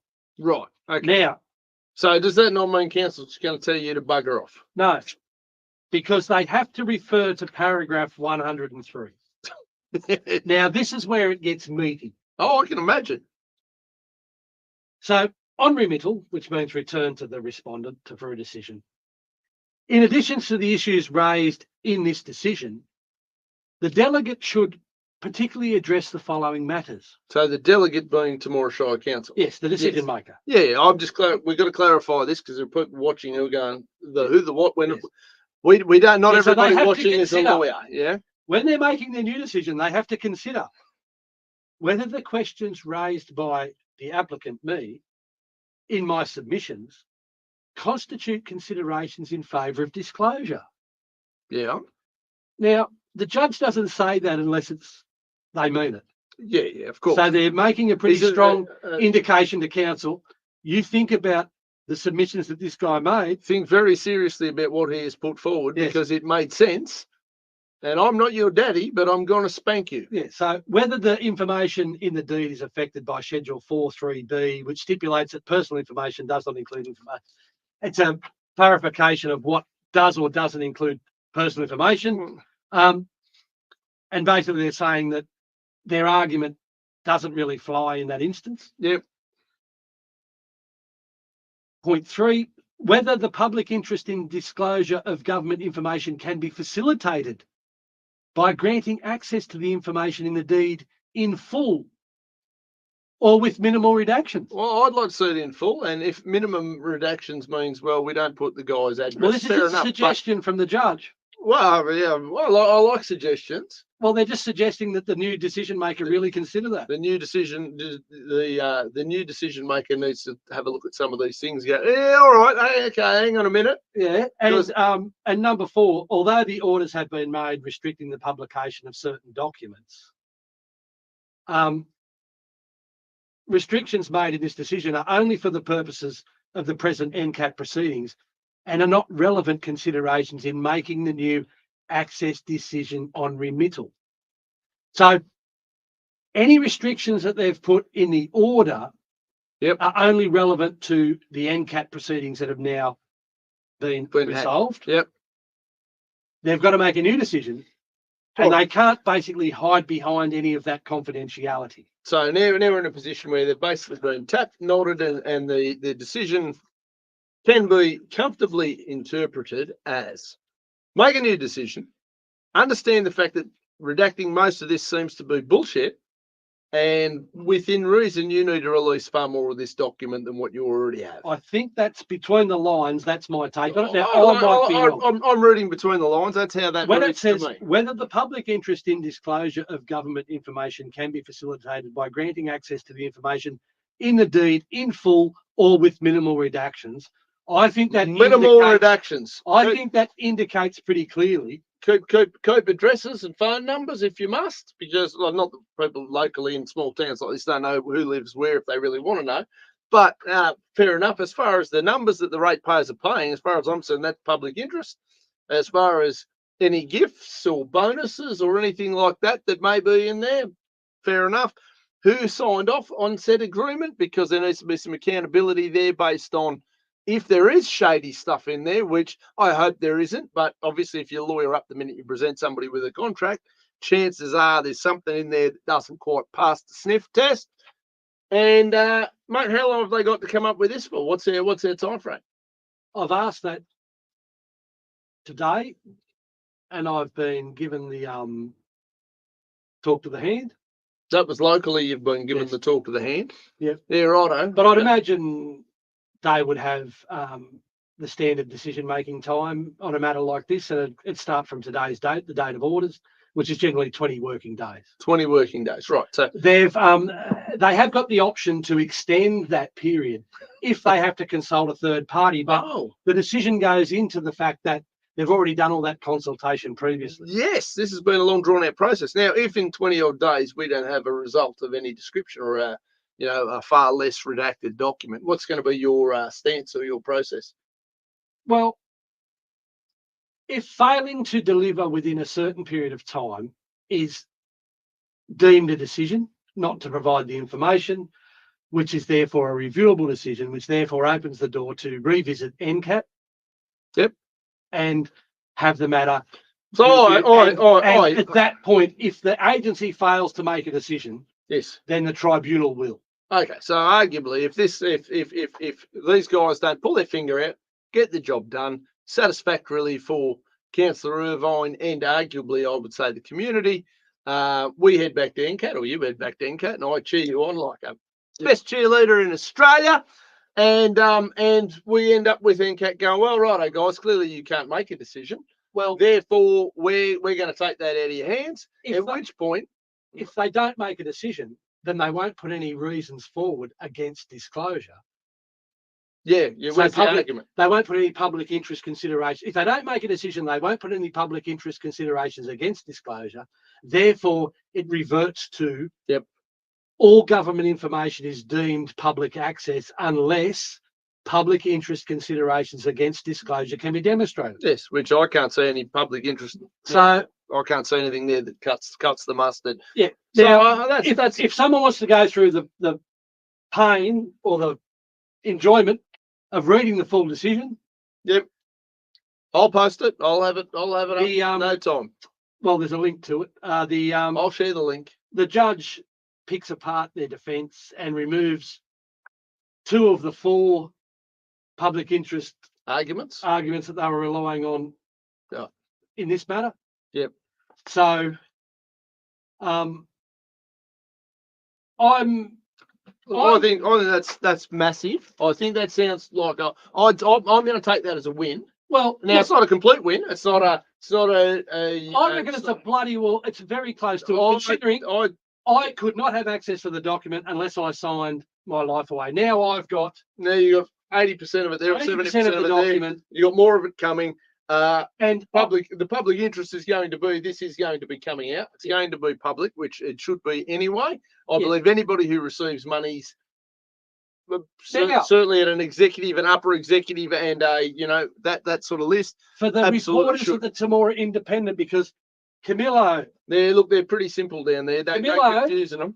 Malakari lamented to me that he had asked counsel for a copy of the redacted.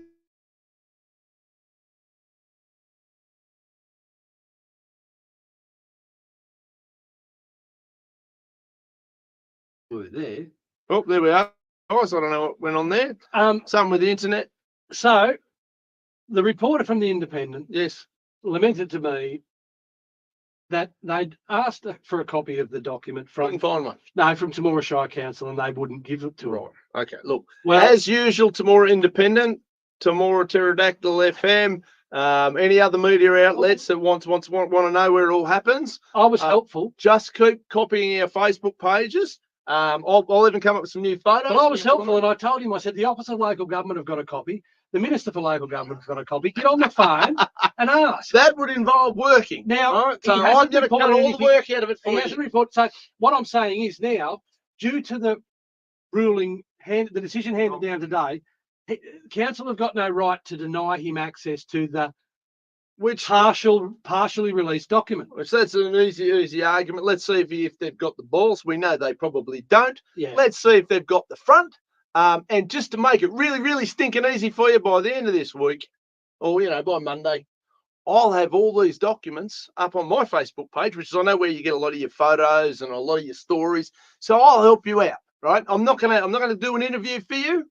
I'm not gonna do any other bullshit to feed into the incompetence of the Temora Independent or any of these other half-assed dinosaur legacy media debacles. But what I will do is I'll put it all in Bookface. And you can take it, you can print it, you can cut, you can copy, you can do whatever the hell you usually do when you're too lazy to do any work, and I'll do it all for you. Business as usual. But anything that sounds like a win, mate. We're nearly at 2 hours. I'm telling you, it's a massive win. It's a huge win. Both two huge wins. This is the thing. How can a mug signwriter in his first term as a councillor keep winning in these situations? Well, the reason is because truth, justice, and the not bugger the American way, but they're abusing the system by denying this information. Absolutely. And in both of these instances, I look at the decision in both matters, and I can see that the system has worked. Well, it certainly is working. So you have to be patient. Fuck, you've got the patience of a saint. I don't have that kind of patience. Ladies and gentlemen, look, we're nearly at 2 hours. We're going to have to wrap it up. It's the biggest show we've done so far, but by Christ, there's some information that we've rolled out tonight Councillor, congratulations on your win. Well played. Thanks for your support. I love the courage, Much and appreciated. there's plenty of people out there who are watching who are supportive. Again, council elections are coming up. If you've got the balls and you want to jump in that ring, I'll stand next to you. Councillor Irvine will stand next to you. We don't have to agree on everything. You just got to have the courage of your convictions. And let's look at making some hits into that area. Let's jump on. Let's rock and roll. I'll be absolutely with you. It's going to be a massive few months. Councillor Irvine's just got some big wins. TSC. Lace your panties, put your nappies on, get the dummy out of your mouth, whatever you got to do. The information that's been requested, just make it public. You know, unless you got some real shady shit there, you should have nothing to hide. Clearly there's something you're ashamed of. That's how it works. Like this program, subscribe to this program, jump on the YouTube channel or Facebook pages, whatever. We don't really care. The views keep going up. We're not doing this particularly for views, but it is interesting to notice how many people are watching and taking details, because I keep getting messages afterwards, people going, Well, look, great show, very informative, blah, blah, blah, blah, blah. we've just had a whole term of council of misinformation, even to the point where they've restricted us from correcting some of the misinformation on a 2-bob radio station that was broadcasting to about 20 people. Oh, look, you know.